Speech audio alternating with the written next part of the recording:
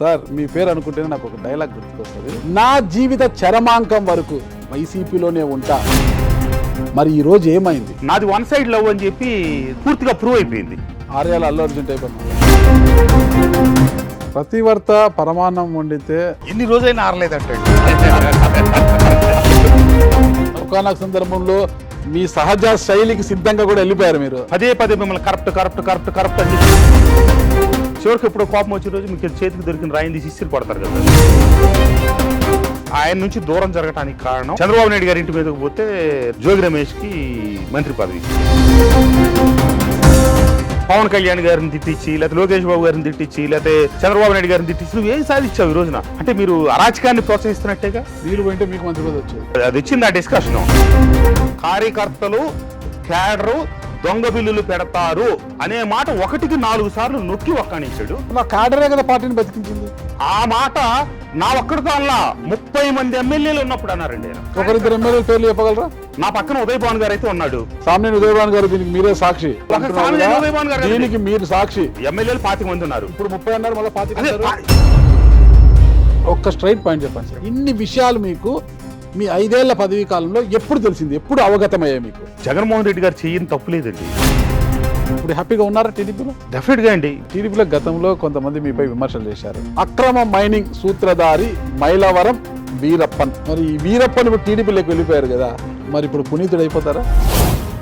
మైలవరము, కొండపల్లి, ఇబ్రహీంపట్నం మీ వాళ్ళ పేర్లపైన మీరు కాంట్రాక్ట్ వర్కులు చేయించారు. బిల్లులు ఇంకా రాలేదు, బట్ అయితే వాళ్ళు ఇప్పటికీ వైసీపీలో ఉన్నారు, మీరేమో టీడీపీలోకి వచ్చారు అని అంటున్నారు. పనులు చేసిన బిల్లులు రాని మాట నిజమే. పనులు చేసిన వారంతా మీ బినామీలు, వాళ్ళ పేర్లపైన మీరు చేశారు. అంత చిల్లర ఏరుకునే పరిధిలో స్థాయిలో నేను లేను. అంత పెద్దదే. థర్మల్ పవర్ స్టేషన్ కి వచ్చే బూడిద కరెక్ట్ చెప్తా మీకు 2 ముక్కల్లో. వైఎస్ఆర్ కాంగ్రెస్ పార్టీ అంటే ఇంత ఘోర పరాజయం, ఒక ప్రతిపక్ష హోదా కూడా లేకోకుండా పోయింది. దీనికి ప్రధాన కారణం జగన్మోహన్ రెడ్డి గారండి. అసలు ఒక నాయకుడికి ఉండాల్సిన లక్షణాలు ఏ జగన్మోహన్ రెడ్డి గారిలో లేవండి. నీకోసం ప్రాణం ఇచ్చి, నీకోసం రిజైన్లు చేసి, అసలు మీ కుటుంబంలో మమేకమై ప్రాణం ఇచ్చిన బాబాయ్ ఏం చంపింది దాని మీద 5 ఏళ్ళు మీరు ముఖ్యమంత్రికి ఏం చేశారు? ఇప్పుడు మీరు అధికారం పోగానే చంద్రబాబు నాయుడు గారు కక్ష కట్టి, లేదా తెలుగుదేశం పార్టీ కక్ష కట్టేది చేసింది. ఎస్సీ డాక్టరు సుధాకరు ఎంత అవమానకరమైన రీతి అండి. బట్టలు ఇప్పేసి చేతులు వెనక్కి గట్టి రోడ్డు మీద పడేసి, మరి ఆ రోజు మీరు ఎందుకు స్పందించలేదు? సరే, మీ విజయంలో దేవినేని ఉమా గారి పాత్ర ఎంత? కామ్గా ఉండిపోయారండి. ఇరిగేషన్ మంత్రిగా చేసిన వ్యక్తి ఆడు ఉండగా కూడా ఎందుకు ఆయన మీద లేని నమ్మకం మీ మీద పెట్టుకొని మిమ్మల్ని పోటీ చేయమన్నారు? నేను దానికి సమాధానం చెప్పలేదు. ఎన్నికల్లో గెలిపించారుగా, ఇక జనంతో పనేంటని అనుకుంటున్నారట అక్కడి టీడీపీ ఎమ్మెల్యే. పార్టీ ఫిరాయించి వచ్చినా ఆయన జనం నెత్తిన పెట్టుకున్నారు. ఇక తన వ్యాపారాల నిమిత్తం విదేశాలకు వెళ్లిపోయారట. ఎమ్మెల్యేనే వ్యాపారాలు చేసుకుంటే తాము మాత్రం ఏం తక్కువని అక్కడి తెలుగు తమ్ముళ్లు కూడా అదే బాట పట్టారు. ఇసుక మట్టి దోచుకుంటూ ప్రకృతి వనరులను విచ్చలవిడిగా ధ్వంసం చేస్తున్నారు. ఒక్కటే నాకు ఒక ప్రమాణం చేయాలి మీరు. అసలు వైఎస్ఆర్ కాంగ్రెస్ పార్టీ అనేది భవిష్యత్తులో ఇప్పుడు గెలవదు. Hello, welcome to Suman TV. నేను మీ నాగరాజ్ బైర్శెట్టిని. ప్రస్తుతం ఈరోజు మన సుమన్ టీవీ స్టూడియోలో మనకు అందుబాటులో ఉన్నారు మైలవరం ఎమ్మెల్యే వసంత కృష్ణప్రసాద్ గారు. నమస్తే సార్. నమస్తే అండి. సార్ మీ పేరు అనుకుంటేనే నాకు ఒక డైలాగ్ గుర్తుకొస్తుంది. ఆ డైలాగ్ మీకు కూడా గుర్తుంటుంది. ఒకసారి ఈ వీడియో కూడా ప్లే చేస్తాను చూడండి, మళ్ళీ ఇంటర్వ్యూలో ప్లే చేస్తాను. ఒక్కటే సార్ ఏమన్నారంటే, నేను రాజకీయాల్లో ఉన్నంత వరకు, నా జీవిత చరమాంకం వరకు వైసీపీలోనే ఉంటా. పార్టీ మారాల్సి వస్తే రాజకీయాల నుంచి తప్పుకొని వ్యాపారాల్లోకి వెళ్తా తప్పితే రాజకీయాల్లో ఉన్నంత వరకు వైసీపీలోనే ఉంటానన్నారు. మరి ఈరోజు ఏమైంది? ఎన్నికలకు ముందు ఆ మాట ఏమైంది? అంత గట్స్తో చెప్పిన వసంత కృష్ణప్రసాద్ గారు మరి ఎందుకు పార్టీ మారాల్సి వచ్చింది? బులుగు కండువా నుంచి పసుపు కండువాకి ఎందుకు వచ్చారు అన్నది ఆయన్ని అడుగుదాం మనం ఒకసారి. పార్టీ మారాల్సినంత బాధ మీకు ఏం కలిగింది సార్? అసలు పుట్టుకతోనే రాజకీయ కుటుంబం నుంచి వచ్చాను. ఓకే, మీ నాన్నగారి గురించి అందరికి తెలుసు. తర్వాత మా నాన్నగారు ఏదో కారణాలతో తెలుగుదేశం పార్టీ నుంచి బయటకు వచ్చారు. నాకు తెలిసేటప్పటికి మా నాన్నగారు కాంగ్రెస్ లో ఉన్నారు. అదే కంటిన్యూ అయ్యాము. ఇక అదే జరిగిపోతా వచ్చింది. అదే రకంగా రాజశేఖర రెడ్డి గారి తర్వాత జగన్మోహన్ రెడ్డి గారి పార్టీ పెట్టడం, నేను చేరటం, అదే లాయల్టీతో నేను ఉన్నానండి. కానీ జగన్మోహన్ రెడ్డి గారు వైసీపీ పార్టీలో చేరేటప్పుడు నేను చాలా సందర్భాల్లో చెప్పాను, నన్ను ఆయన 1కి 10 సార్లు పిలిచిన తర్వాత నేను పార్టీలో చేరానండి. రాజకీయాల్లో కొంతమంది ప్రజాసేవ కోసం వస్తారు, కొంతమంది వాళ్ళ నేపథ్యానికి తగ్గట్టు ఏదో ఫ్యాక్షనిజం ఉండే దూరంలో కొంతమంది వస్తారు, కొంతమంది ఆధిపత్యం కోసం వస్తారు, కొంతమంది డబ్బు సంపాదన కోసం వస్తారు, ఇట్లా రకరకాలు ఉంటాయి వాళ్ళు వచ్చే విధానాల్లో.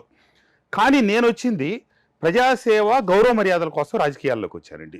జగన్మోహన్ రెడ్డి గారు ఆ మేరకు నాకు గ్యారంటీ ఇచ్చారు, నన్ను మైలవరంలో నిలబెట్టారు. నేను 100కి 100% చాలా చిత్తశుద్ధితో నిజాయితీతో జగన్మోహన్ రెడ్డి గారి భావజాలంతోనే నేను పనిచేస్తూ వచ్చాను. కానీ నేను ఆయన మీద వన్ సైడెడ్గా ప్రేమతో ఆయనతోనే ఉండాలి, ఆయనతోనే నా రాజకీయ జీవితం ముగించాలి అన్నంత గట్టిగా నేను మీతో చెప్పి మీరు నేను రికార్డు చేస్తానంటే చేసుకోండి అని కూడా చెప్పాను. కరెక్ట్. కానీ ఆ తర్వాత జరిగిన పరిణామాలు మొత్తం నాది వన్ సైడ్ లవ్ అని చెప్పి నాకు పూర్తిగా ప్రూవ్ అయిపోయింది. ఆర్యాల అల్లు అర్జున్ టైప్ అనమాట. ఆ సినిమా నాకు బాగా గుర్తులేదు, తెలియదు అంటే సినిమాలు తక్కువ చూస్తాను. తర్వాత జోగి రమేష్ని తీసుకొచ్చి మంత్రి పదవి ఇవ్వటం, జోగి రమేష్ నా నియోజకవర్గంలో ఇన్వాల్వ్ అవ్వటం, నన్ను నానా చికాకులు పెట్టడం, ఇదేంటి నన్ను ఇబ్బంది పెడుతున్నాడని చెప్పి జగన్మోహన్ రెడ్డి గారి దృష్టికి పార్టీ పెద్దల దృష్టికి తీసుకెళ్ళటం.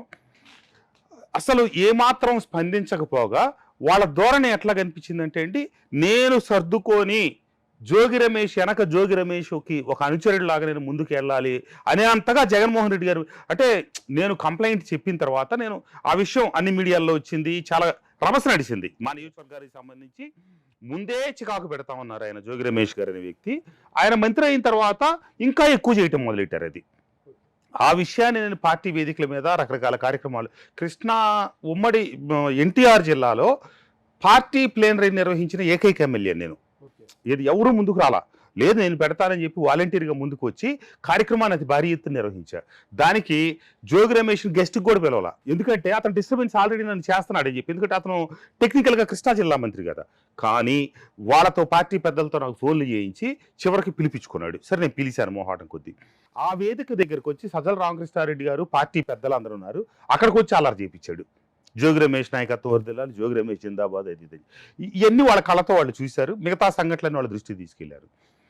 ఇక రకరకాల గొడవల తర్వాత ముఖ్యమంత్రి గారు నియోజకవర్గ స్థాయిలో ఉన్న ముఖ్యులందరిని పిలిపించి ఒక సమావేశం ఏర్పాటు చేశారండి. ఎవరిని పిలవమంటే 50 మందిని పిలిపించారు. అక్కడ నేను సమస్య అంతా చెప్పిన తర్వాత ముఖ్యమంత్రి గారు ఆ సమావేశంలో ఆ 50 మంది నియోజకవర్గ ముఖ్య నేతలతో ఏం చెప్పారంటే, జోగి రమేష్ మంచోడు, జోగి రమేష్ అంతేగా మంత్రి పదవి ఇచ్చా, జోగి రమేష్ పెడన్లో పోటీ చేస్తాడు, కృష్ణప్రసాద్ మైలవరంలో చేస్తాడు, కానీ జోగి రమేష్ మైలవరంలో పెద్ద మెజార్టీతో గెలుస్తాడు, మైలవరం గెలిపించే బాధ్యత కూడా నేను జోగి రమేష్ చేతిలో పెడతా, జోగి రమేష్ గెలిపించుకొస్తాడు కృష్ణప్రసాద్ అని చెప్పి మాట్లాడారండి. అంతే తప్పితే అతను పెడంలో అతని పని అతను చేసుకుంటాడు, మైలవరంలో కృష్ణప్రసాద్ చేసుకుంటాడు అని చెప్పి చెప్పలే ఆయన.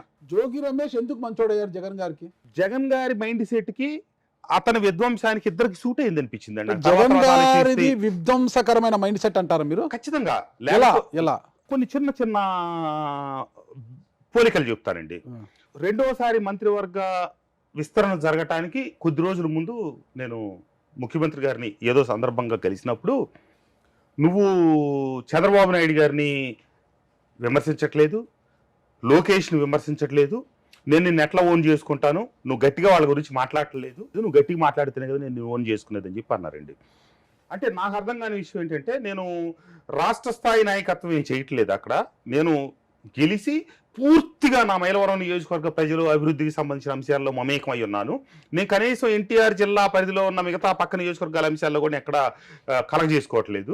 కానీ ఆయన అంటే ప్రతిపక్ష పార్టీకి సంబంధించిన నాయకులను తిట్టమని జగన్మోహన్ రెడ్డి గారు అడుగుతున్నారు అన్నది నాకు నచ్చలేదు. నేను దూరంగా ఉండిపోయాను. ఎవరైతే నాకు చెప్పినట్టుగానే చాలా మందికి చెప్పారు, ప్రతి ఒక్కళ్ళకి చెప్పారు, వాళ్ళలో పుడికి పుచ్చుకున్న జోగి రమేష్ గారు లాంటి వాళ్ళు చంద్రబాబు నాయుడు గారి ఇంటి మీదకి గొడవకి వెళ్ళారు.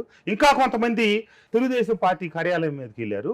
నేను చివరిలో పార్టీలోంచి బయటకు వచ్చే ముందు కూడా జగన్మోహన్ రెడ్డి గారిని కలవటం ఇష్టపడలేదు, ఆ పార్టీ నుంచి పోటీ చేయటం ఇష్టపడలేదు. అంటే టీవీ ముందు ఒకటి టీవీ అనుకోటి ఏం కాదండి, నేను అసలు రాజకీయాలకు దూరం అవ్వాలని, ఇప్పుడు మీ దాంట్లో ఏం చెప్పాను అన్నది నాకు ఆ నిమిషాన్ని గుర్తులేకపోయినా, రాజకీయాలకు పూర్తిగా దూరం జరిగిపోయే క్రమంలో, పోటీ చేయడానికి ఇష్టపడని క్రమంలో నేను నా ఫోన్ ఆన్ చేసుకుని హైదరాబాద్లోని 10 రోజులు ఉండిపోయాను అనమాట. పార్టీ పెద్దలు కొంతమంది కబురు పంపించి నన్ను పిలిపించుకొని మాట్లాడితే నేను చాలా విషయాలు చెప్పాను. ఇది నన్ను ఇబ్బంది పెడతా అక్కడ జరిగిన సంఘటనలు, దానికి జగన్మోహన్ రెడ్డి గారికి తీసుకెళ్తే ఆయన ప్రతిస్పందన నాకు నచ్చని విధానాలు చెప్పినప్పుడు వాళ్ళు కాదు కూడదు, నువ్వు వచ్చి మేము సీఎం గారికి అప్డేట్ చేస్తాం, నువ్వు వచ్చి కలువు అని చెప్పారు. నేను వెళ్ళి కలిశాను. కలిసినప్పుడు కూడా నువ్వు ఇదన్నావంట ఇది మధ్యలో పెద్దలు చెప్పిన మాటలన్నీ అడుగుతా. అసలు నువ్వు చంద్రబాబు నాయుడిని ఎప్పుడైనా తిట్టావా, లోకేష్ని ఎప్పుడైనా తిట్టావా? నేను పోయినసారి చెప్తే పోయి మీడియాకి చెప్పా, నేను మీడియాకి చెప్పా ఆ విషయం. అంటే ఇట్లా డైరెక్ట్ చెప్పలా, నాకేం అవసరం చంద్రబాబు నాయుడు గారు తిట్టే పని, నాకేం అవసరం లోకేష్ గారు తిట్టే పని, నేను డైరెక్ట్గా అన్ని ఛానల్స్ ముందే మాట్లాడాను. పోయి నువ్వు ఏకంగా టీవీ దగ్గరే చెప్పావు, మరి నేను నిన్ను ఎట్లా ఓన్ చేసుకుంటాను? సరే అయిపోయింది, అది అయిపోయింది, నీ నియోజకవర్గం పని నువ్వే చేసుకో, నువ్వే పోటీ చేయి, నీకు కావాల్సిన అన్ని వనరులు కూడా నేను సమకూరుస్తాను అని చెప్పి అట్లా చెప్పారనమాట. అంటే మరి జగన్మోహన్ రెడ్డి గారిది విధ్వంసకరమైన ఆలోచన ధోరణి కాకపోతే ప్రత్యేకంగా ఒక ముఖ్యమంత్రి స్థాయిలో అంటా కూడా ఇంకోటి కూడా చెప్పారండి. నేను ఇదే మాటలో చాలా టీవీల్లో ఈ విషయాలు చెప్పాను, పార్టీ వాళ్ళు ఎవరో ఖండించలా. జగన్మోహన్ రెడ్డి గారు అనే విషయంలో నాకేం చెప్పారంటే ఈ మాటతో పాటే రాబోయే రోజుల్లో ఈ రకంగా ఖచ్చితంగా ప్రవర్తించిన వాళ్ళు ఎవరికి నేను టికెట్లు ఇవ్వను, అసలు వాళ్ళకి ఏ రకమైనటువంటి పార్టీలో ప్రమోషన్స్ ఉండవని క్లియర్గా చెప్పారండి నాకు. మరి నువ్వు విధ్వంసం చేయమని చెప్పటమే కదా. అంటే లోకేష్ గారిని, చంద్రబాబు గారిని, పవన్ కళ్యాణ్ గారిని తిట్టిన వారికి టికెట్లు ఇస్తాం అని స్పష్టంగా చెప్పారు. ఈ మాట నేను మీడియాలో కూడా చెప్పాను, నేను వేదికల మీద చెప్పాను, కాదని ఖండించాల. మరి ఒక పార్టీ అధ్యక్షుడు అయ్యుండి, ఒక ముఖ్యమంత్రి స్థాయిలో ఉండి మీరే ప్రత్యక్షంగా నువ్వు వెళ్ళి వాళ్ళని తిట్టు లేకపోతే ఇవన్నీ చెప్తా ఉన్నప్పుడు ఆవు చేలో మేస్తే దూడ గట్టును మేది కదండి. నాయకుడు చెప్పిన తర్వాత నువ్వు చెప్పిందే చేయరుగా వాళ్ళు, ఇంకా నీ మెప్పు పొందడం కోసం ఇంకా 10 చేస్తారు.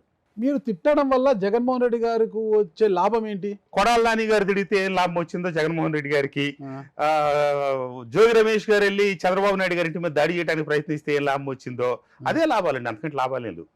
అది ప్రజల్లో పలచన అవుతున్నాం అనే విషయాన్ని వారు గ్రహించలేకపోయారు.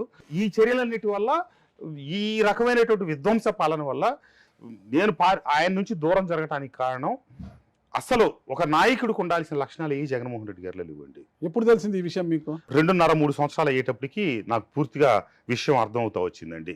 ఎందుకంటే పార్టీలో అన్న తర్వాత ఇంత పెద్ద వ్యవస్థలో ఇబ్బందులు జరుగుతాయి. ఇది వాళ్ళు పోట్లాట్లాడు, రాజకీయం అంటే ఆధిపత్యం కదా. దానికి ఏమిటి అనేది ఆ సమస్యను నాయకుడు గుర్తించటం, ఎవరి పరిధుల్లో వాళ్ళని ఉంచేటట్టుగా చర్యలు తీసుకోవటం ఆయన బాధ్యత. కానీ అంతా మీరు కొట్టుకు చావండి, నా దాకా రావద్దు, ఒకవేళ మీరు జుట్లు పట్టుకుంటే సర్దు, ఇదే తప్పితే తప్పు అయితే తప్పు, ఒప్పు అయితే ఒప్పు అని చెప్పే నేర్పు ఆయన దగ్గర ఉందని నేను అనుకోవట్లా. నాకు జరుగుతున్న ఇబ్బంది పలు ఛానల్స్లో నేను ఓపెన్గా బహిరంగంగా మాట్లాడి, ఇంకా పార్టీలో ఉండగానే నేను అసెంబ్లీకి వెళ్ళినప్పుడు చాలామంది శాసనసభ్యులు ఏంటన్నా ఏంటి నీ గొడవ జోగి రమేష్తో ఏం జరుగుతుంది ఇట్లా అని చెప్పగానే, ఒక నీకేంటన్నా మేము మాట్లాడుకోవట్లా, మా జిల్లాల్లో కూడా మాది ఇదే పరిస్థితి, ఏది పట్టించుకోడు, ఎవడు పాటికోడు, తిట్టినట్టు కొట్టినట్టు పోట్లాడినట్టు అని ఇదే రకమైన అందరూ నిరసన భావమే వ్యక్తం చేసేవాళ్ళు. అంటే మీరు జగన్మోహన్ రెడ్డి గారి కన్నా ముందు సజ్జల రామకృష్ణ గారితో భేటీ అయ్యారు కదా. అప్పుడు ధనుంజయ రెడ్డి గారికి చెప్పాను, సజ్జల రామకృష్ణారెడ్డి గారికి చెప్పాను. వారి సమాధానం ఏంటి? పర్సనల్లో జరిగినాయి బయటికి చెప్పకూడదు, బట్ అల్టిమేట్గా వారు చెప్పింది ఏంటంటే, ఇప్పుడు నిన్ను మీడియా పరంగా జోగి రమేష్ ఇబ్బంది పెడుతున్నాడు కాబట్టి నువ్వు కూడా అదే పరిస్థితి, నువ్వు కూడా ఒకళ్ళు ఇద్దరు ఎస్సీలని చేరదీసి వాళ్ళతో పోస్టులు పెట్టించి చేయమన్నారు. నేను అది చేయలేదండి. జోగి రమేష్ ఏం చేశాడు, ఒకళ్ళిద్దరు ఎస్సీలని ముందు పెట్టి వాళ్ళతో నా మీద అసభ్యంగా పోస్టులు పెట్టించడం, రోజు చికాకు పెట్టడం, అంత వ్యంగ్యం వెటకారం, మనం చేసే ప్రతి కార్యక్రమాన్ని నీరుగార్చేటట్టుగా వ్యవహారం చేయటం, ఇట్లా జరుగుతూ వచ్చిందనమాట. ఇదే విషయాలు నేను ధనుంజయ రెడ్డి గారికి చెప్పాను. ధనుంజయ రెడ్డి గారు కొంత సీరియస్గానే తీసుకున్నారు వాటిని. వీళ్ళకంటే సీరియస్గా తీసుకోవాల్సిన జగన్మోహన్ రెడ్డి గారు ఇంకా నీరుగార్చినట్టు మాట్లాడాడు. నాకు అక్కడ బాధ కలిగింది. ఏం జరిగింది సార్ మీకు సజ్జల గారికి? అంటే పర్సనల్ విషయాలు అంటే అంత పర్సనల్స్ ఏమున్నాయండి? పర్సనల్ లేవండి. ఇక్కడ నియోజకవర్గ స్థాయిలో నా నియోజకవర్గ పరిధిలో నేను పార్టీని పటిష్టంగా మార్చి నేను అక్కడ ఉన్నటువంటి నా నియోజకవర్గ అభివృద్ధి కోసమే నేను పనిచేస్తా ఉన్నాను. దాంట్లో వచ్చి అనుచితంగా జోక్యం చేసుకుంటామంటే జోక్యం చేసుకోవద్దు అని ఆపే పరిస్థితి వాళ్ళకి లేకుండా పోయింది. ఇప్పుడు నేను నా పక్క నియోజకవర్గం అంటే నందిగామ, అక్కడి నుంచి బయలుదేరి వచ్చి రోజు నేను మైలవరంలో రాజకీయం చేస్తున్నాను, మాది ఎస్సీ రిజర్వ్డ్ కాబట్టి. నేను మైలవరంలో నాకు ఎట్లా ఇచ్చారు, జోగి రమేష్ తీసిపోయి పెడన్లో ఇచ్చారు. జోగి రమేష్ ఇక్కడ నుంచి రోజు పెడన పోతాడు. నేను నందిగాలో ఒక్కరోజు ఇన్వాల్వ్ అయ్యి వాళ్ళ చికాకు పెట్టే రాజకీయం ఎక్కడ చేయలేదు కదా. మరి నా నియోజకవర్గంలో అతను వచ్చి ఇబ్బంది పెడతా ఉంటే నన్ను, మీరు నీ నియోజకవర్గంలో నీ పని చేసుకో, నువ్వు అక్కడ ఎందుకు పెడతావు అని చెప్పి చెప్పాలి కదా పెద్దలైన వాళ్ళు. ఏమి లేదు. సరే, జోగి రమేష్ గారిది అంటే సొంత నియోజకవర్గం కాబట్టి మిమ్మల్ని తప్పిస్తే ఆయన పాగా వేయచ్చు అని ఒక ఆలోచన ఉండొచ్చు. జోగి రమేష్ గారు అందుకో మీ పైన కక్ష కట్టి ఉండవచ్చు, ఓకేనా, మిమ్మల్ని విమర్శించే తలశిల రఘురామ్ గారికి మీకున్న గొడవ ఏంటి అసలుకి? నాకు ఆయనకి వ్యక్తిగతంగా గొడవలు లేవండి. తలసిల రఘురామ్ గారు పార్టీలో సీనియర్ ఆయన, ఉమ్, జగన్మోహన్ రెడ్డి గారికి దగ్గరగా ఉండే వ్యక్తి. ఉమ్, ఆయన ప్రాపకం సంపాదించడం కోసం ఉమ్, గతంలో శాసనసభ్యులు కానప్పటి నుంచి చాలా మంది ఆయన చుట్టూ తిరిగిన వాళ్ళు ఉన్నారు. తదనంతర పరిణామాల్లో వాళ్ళు శాసనసభ్యులు అయ్యారు, తదనంతర పరిణామాల్లో వాళ్ళు మంత్రులు అయ్యారు. ఉమ్, వాళ్ళు ఏం చేస్తారు, విజయవాడకు ఆనుకునే గొల్లపూడి, విజయవాడలో దాదాపుగా నా నియోజకవర్గం కూడా బాగా లాగానే ఉంటుంది కదా, రోజు వచ్చి అటెండెన్స్ చేసుకొని పోతారు, లేకపోతే రోజు ఆయన దగ్గర కాసేపు కూర్చొని పోతారు. ఆయన జగన్మోహన్ రెడ్డి గారి దగ్గర వీళ్ళ గురించి మంచిగా చెప్పడం కోసం రాటగారి పాద నమస్కారాలు ఇవన్నీ చేసే టైప్లో కొంత నడుస్తుంటుంది ఆయన దగ్గర. ఉమ్, నేను నా నియోజకవర్గంలో తలసిల రఘురామ్ గారు ఒక భాగం. తలసిల రఘురామ్ గారు పార్టీ నాయకత్వంలో ఒక నాయకుడి కింద నేను ఇది చేసి నేను కొంత లిమిటెడ్గానే ఉంటాను. నేను అవసరం ఉన్నప్పుడు వెళ్ళటం, కలవటం, లేదా ఏదైనా పార్టీ కార్యక్రమాల్లో నమస్కారం పెట్టడం, అంతవరకు వెళ్ళిపోతా. ఆయన మరి నా గురించి వాళ్ళలాగా ఊహించుకున్నారేమో నాకు తెలియదు. ఇది వాళ్ళలాగా నేను రోజు వచ్చి అటెండెన్స్ చేసుకుని కాసేపు కూర్చొని కబుర్లు చెప్పడం రఘురామ్ గారితో అవన్నీ నేను చేయను. కాబట్టి మరి ఆయనకి కొన్ని కారణాల వల్ల నా మీద వ్యతిరేక భావన కలిగిందేమో అని కూడా నాకు అనిపించింది అనమాట. దానికి నేను చేయగలిగేది ఏం లేదు. ఓకే, ఎందుకంటే వాళ్ళ నేపథ్యాలు ఒకటి అయి ఉండొచ్చు. తలసిల రఘురామ్ గారి కంటే మా రాజకీయ నేపథ్యం పెద్దది. చాలా మంది ఆయన దగ్గరకు వచ్చి కూర్చొని పోయే వాళ్ళందరూ ఇటీవల రాజకీయాల్లోకి వచ్చి ఉండొచ్చు, ఇటీవల కార్యకర్తల నుంచి ఎదిగి వాళ్ళు ఎమ్మెల్యేలు అయి ఉండొచ్చు. మరి నేను వెళ్ళి అట్లా కూర్చోలేను కదా. నేను ఆయన వయసు రీత్యా, పార్టీలో ఆయన సీనియారిటీ రీత్యా రెండూ గుర్తించి ఆయన గౌరవిస్తా. వయసులో మీకన్నా పెద్దవారా? వయసులో నాకంటే పెద్దవారు ఆయన, ఒక 2-3 years పెద్దవారే. అట్లాగే రాజకీయ ఈ పార్టీలో వైఎస్ఆర్ పార్టీ ఆయన సీనియర్ కాబట్టి ఆ రెండింటే నేను గుర్తిస్తాను. అంతేగాని ఆయన ప్రాపకం కావాలి, ఆయన కాళ్ళ దగ్గర కూర్చోవాలి, ఆయన కాకా పట్టాలి, ఆయన నన్ను ప్రమోట్ చేసి నాకు పదవులు ఇప్పించాలని ఎక్స్పెక్ట్ చేయను. ఆ స్థాయిలో ఉంటుందా తలసిల రఘురామ్ గారి పాత్రలు? ఎందుకంటే 14 జగన్మోహన్ రెడ్డి గారు పక్కన ఉంటారు కదా, ఆయన సమన్వయకర్త కదా, ప్రోగ్రామ్స్ కోఆర్డినేటర్ కదా, అట్లా ఉండొచ్చు అని కొంతమంది భావిస్తా ఉండొచ్చు. ఇప్పుడు వీళ్ళ గురించి ప్రమోట్ చేయొచ్చు, వీళ్ళ గురించి చెడుగాను చెప్పొచ్చు. జగన్మోహన్ రెడ్డి గారికి ఆయన చుట్టూ ఆయన గిరి గీసుకొని కూర్చున్నారు కదా, ఆయన బయటకు వచ్చి చూసే ప్రపంచం ఏం లేదు కదా. వీళ్ళు చెప్పిన ఆయన చెవుల్లోకి వెళ్ళొచ్చు, దానికి మనం ఏం చెప్తాం. నేనైతే వీటన్నిటికి అతీతంగా నేనేం ఆశించాను, జగన్మోహన్ రెడ్డి గారికి ఒక నెట్వర్క్ ఉంటుంది, డైరెక్ట్ గా ఎవరు ఏ స్థాయిలో పనిచేస్తున్నారని గమనిస్తున్నారు. ఒక సందర్భంలో నేను జగన్మోహన్ రెడ్డి గారికి నన్ను పిలిపించినప్పుడు ఇవన్నీ కంప్లైంట్లు వెళ్ళి చెప్పానండి. ఆయన ఒక రాసిన కాగితం, పెన్నుతో రాసి ఇచ్చిన కాగితం ఒకటి పట్టుకొని నన్ను ప్రెషర్ వేయటం మొదలెట్టాడు. ఇబ్రహీంపట్నం, కొండపల్లి, మైలవరం, వీటన్నిటి చోట్ల ఆఫీసులు పెట్టావు, ఈ ఆఫీసులంతా కమ్మోళ్ళని పెట్టావు ఇన్ఛార్జీలుగా, లేకపోతే అక్కడ మట్టి దవ్వుతున్నారు వాళ్ళు చూసి చూడనట్టు ఊరుకుంటున్నావు, వాళ్ళు మట్టి తీసుకెళ్తుంటే ఎవరిని నువ్వు కంట్రోల్ చేయట్లేదు, నువ్వు వాళ్ళ దగ్గర నుంచి డబ్బులు తీసుకుంటున్నావు, ఇట్లా అన్ని మాట్లాడుకొచ్చాడండి. నాకేం చెప్పాలో అర్థం కాలేదు. సహజంగా మొదటి నుంచి నాతో నేపథ్యం ఉన్న వాళ్ళని నేను అక్కడికి వెళ్ళేటప్పుడు కొద్దిమందిని తీసుకెళ్ళి ఒక్కో చోట ఒక్కోళ్ళని కొంచెం బాధ్యులుగా పెట్టాను అనమాట పార్టీ ఆఫీసులో. మరి మీ దగ్గరకు వస్తే ధనుంజయ రెడ్డి గారు, కేఎన్ఆర్, కృష్ణమోహన్ రెడ్డి, సజ్జల రామకృష్ణారెడ్డి, వైవి సుబ్బారెడ్డి, మరి మీ చుట్టూ కూడా రెడ్లే ఉంటారు కదా, నా చుట్టూ కంఫర్ట్లు ఉన్నారు, నువ్వు ఎట్లా అడుగుతావు? మనకి కంఫర్ట్ లెవెల్ చూసుకుంటాం కానీ మన పక్కన ఉండేవాళ్ళు ఎస్సీ, ఎస్టీ, బీసీ, మైనారిటీ ఉండాలని ప్రతి నిమిషం అనుకోం కదా. మన లోపల వాళ్ళందరికీ మంచి చేయాలని భావన ఉండాలి. యాక్షన్ చేయడానికి మన చుట్టూ ఉండాల్సిన అవసరం లేదు కదా. మనం ప్రేమించిన వాళ్ళని మనం ప్రేమిస్తాం, మనం జనరల్ గా మంచి చేయాల్సిన వాళ్ళకి మంచి చేస్తాం. రాజ్యాంగ పరంగా ఒక శాసనసభ్యుడి హోదాలో ప్రభుత్వ సంక్షేమ పథకాలు అందరికీ అందించేదాని కోసం కృషి చేస్తాం. ఇట్లాంటి ప్రశ్నలు నేను వీటన్నిటి మీద మధ్యలో పెద్ద మనిషి అన్నా కదా, ఆయన దగ్గర కూర్చోబెట్టి ఎవరు పెద్ద మనిషి సార్? నేను చెప్పకూడదండి, చెప్పను. ఎంత కాంట్రాడిక్టరీ అంటే నేను తగు వేసుకున్నా. హైదరాబాద్లో నేను ఏ స్థాయిలో రియల్ ఎస్టేట్ వ్యాపారం చేశానో మీకు తెలుసు, ఆ పెద్ద మనిషికి తెలుసు. ఆయన నేను కలిపి కూడా కొన్ని వ్యాపారాలు కలిపి చేశాం అనమాట. సరే, ఆ క్రమంలో నేను ఏ స్థాయిలో ఉన్నాను, నేను గ్రామాల్లో, పల్లెల్లో గ్రామ నాయకులకి చెరువులు తవ్వుకోవడానికి మట్టికి పర్మిషన్ ఇచ్చిన మాట నిజమే. నేను మీ టీవీ ముందే డైరెక్ట్గా ఒప్పుకుంటున్నాను. ఎందుకు ఇచ్చాను? వాళ్ళందరికీ అధికారం వచ్చింది కదా అని చెప్పి, 10 ఏళ్ల బట్టి పార్టీని నమ్ముకొని ఉన్నారు కదా అని చెప్పి, వాళ్ళు ఏదో రూపాయి తినాలి కదా, మనమేమి అభివృద్ధికి నిధులు ఇవ్వట్లా. మనం ఏదైనా అభివృద్ధికి నిధులు ఇచ్చామనుకోండి, సరే మీరు ఈ వర్క్ చేయండి, ఆ వర్క్ 5%, 6%, 8% కాంట్రాక్ట్ వర్క్లు చేస్తే మిగులుతాయి కదా. ₹1 వాళ్ళు ఉంటారు, 10 ఏళ్ళు పార్టీని మోసారంటే కార్యకర్తలకు ₹1 రుణం ఫలవో ఖర్చు పెట్టుకుంటా ఉన్నారు కదా, పార్టీకి టైం స్పెండ్ చేశారు కదా. అది ఏమీ లేదు. లేకపోగా మన పనులు వచ్చిన తర్వాత ఏది తీసుకొచ్చి ఇచ్చాం, సచివాలయాలు కట్టమన్నాం, ఆర్బీకేలు కట్టమన్నాం, రోడ్లు పోయమన్నాం, డ్రైన్లు పోయమన్నాం, వాళ్ళకి బిల్లులు లేదు. పార్టీకి పెట్టుబడి పెట్టారు 10 ఏళ్ళు, అధికారంలోకి వచ్చాక ప్రభుత్వానికి జగన్మోహన్ రెడ్డి గారు పెట్టుబడి పెట్టించాడు, బిల్లు లేకుండా వాళ్ళు నిండా ముంచేశాడు. సరే, ఆ గ్రామంలో చెరువు ఉంటే ఆ చెరువు తవ్వుకోవటానికి పార్టీకి ₹1 ఖర్చు పెట్టు, గ్రామ అభివృద్ధికి ₹1 ఖర్చు పెట్టు, నువ్వు ₹1 తీసుకొని పర్మిషన్ ఇప్పించారు. దానికి ఆ గ్రామ నాయకుల దగ్గర నేను డబ్బులు తీసుకున్నానని చెప్పి మాట ఈ పెద్ద మనిషి నన్ను అన్నాడు, ముఖ్యమంత్రి గారి స్థాయిలో ఉన్న మనిషి. ఈ పెద్ద మనిషి దగ్గర ఆ విషయం నేను చెప్తే ఎవరు ఆ పెద్ద మనిషి అని ఆలోచిస్తున్నా సార్. చెప్తాలేండి. నేనేం చేశాను, నాకు బాగా కోపం వచ్చిందండి. వచ్చి ఆ పెద్ద మనిషితో మాట్లాడేటప్పుడు స్పీకర్ ఫోన్ ఆన్ చేసి ఆయనకి మా నియోజకవర్గంలో ఉన్న ఇంకొక పెద్ద ఆయనకి ఫోన్ చేశారు. వీళ్ళందరికీ తెలిసిన ఆయన, అందరూ పెద్ద ఆయన సార్, పెద్ద ఆయన ఎవరో బయటికి రావడం లేదు. మా మార్కెట్ యార్డ్ చైర్మన్ గారు అక్కడ అప్పుడు సత్యనారాయణ రెడ్డి గారు అని చెప్పి ఆయన ఉన్నారు. ఆయనకి ఫోన్ చేశాను. ఫోన్ చేసి సత్యనారాయణ రెడ్డి గారు, నేను నియోజకవర్గంలో చెరువులకి మట్టికి పర్మిషన్ ఇప్పించి మీ ఆయన ఊర్లో కూడా చెరువు ఉంది, ఆయన మట్టి అమ్ముకున్నారు. నేను మీ అందరి దగ్గర డబ్బులు తీసుకున్నానని చెప్పి స్వయంగా ముఖ్యమంత్రి గారు నన్ను తోలనాడాడు. ఇక్కడ సార్ ఉన్నారు, సార్తో మీరు మాట్లాడి మీరే. ఇద్దరు పెద్ద మనుషులు ఒక సార్, మళ్ళా ఆ పెద్ద మనిషి సార్ పెద్ద మనిషి ఇప్పుడు సార్ అయ్యాడు. ఎవరో కాదు, వైవి సుబ్బారెడ్డి గారండి. Okay right sir. సుబ్బారెడ్డి గారితో మీరే మాట్లాడండి, నేను మీ అందరి దగ్గర ఎక్కడ డబ్బులు తీసుకున్నాను నియోజకవర్గం. ఎందుకంటే ఆయన మార్కెట్ యార్డ్ చైర్మన్ గా నియోజకవర్గంలో ఎప్పటి నుంచో పార్టీకి ఉన్నాడు కాబట్టి ఆయనకి ఫోన్ ఇచ్చానండి. ఇవ్వగానే ఆయన నుండి, సార్ ముఖ్యమంత్రి గారు చెప్పుడు మాటలని పక్కదారి పెట్టారు సార్, ఆయన స్థాయి ఏంటి మా ఆంధ్ర స్థాయి ఏంటి, మేము డబ్బులు ఇస్తే చెరువులు తవ్వితే డబ్బులు ఆయన తీసుకుంటారు కృష్ణప్రసాద్ గారు, ఆయన పార్టీ కోసం రూపాయి ఖర్చు పెట్టి ఆయన ఇక్కడ పాతికెళ్ళి అసలు చాలా తప్పు, ఈ జోగి రమేష్ తీసుకెళ్ళి అని తప్పుడు మాటలు చెప్తుంటే ముఖ్యమంత్రి గారిని నమ్మి ఎమ్మెల్యే గారిని ఏ మాట పడితే ఆ మాట అంటున్నారు. ఇట్లాంటివి అంటే కనుక పార్టీ ఇప్పటికే చాలా నష్టపోయి ఉన్నాం, ఆయన కనుక ఇప్పటికే ఇసుగు పుట్టి పక్క దొప్పుకునేటట్టున్నారు. ఇట్లా కనుక అయితే పార్టీ ఇక్కడ అసలు కోలుకోదు, ఇక్కడ అసలు గెలవదు. మైలవరంలో ఎమ్మెల్యే గారు ఆయన కాబట్టి గెలిచాడు మొన్న, ఇంకొకళ్ళు అయితే గెలవరు, అది ఇదని చెప్పి నేను స్పీకర్ ఫోన్లో ఏమైతే సుబ్బారెడ్డి గారి ముందు మాట్లాడానో అదే ఫోన్ సుబ్బారెడ్డి గారికి ఇచ్చా. సుబ్బారెడ్డి గారు స్పీకర్ తీయకుండా మాట్లాడారు. స్పీకర్ ఫోన్లో ఆయన చెప్పే సమాధానం నాకేం పడతానే ఉంది. ఎమ్మెల్యే గారిని ఈ రకంగా తప్పు పట్టడం మీ తప్పు అండి అని చెప్పి ఆయన చెప్తా ఉన్నాడు సుబ్బారెడ్డి గారికి. నేను స్పీకర్ అనే సంగతి ఆయన తెలియదు, ఈ రోజు కూడా తెలియదు, ఇప్పుడు రేపు టీవీ ఇది చూస్తే తెలియాల్సింది ఆయనకి. ఇప్పుడు అదే స్థానంలో ధనంజయ రెడ్డి గారు ఒకరోజు ఎమ్మెల్యేలందరూ 1 by 1 పిలిచారండి సీఎంఓకి.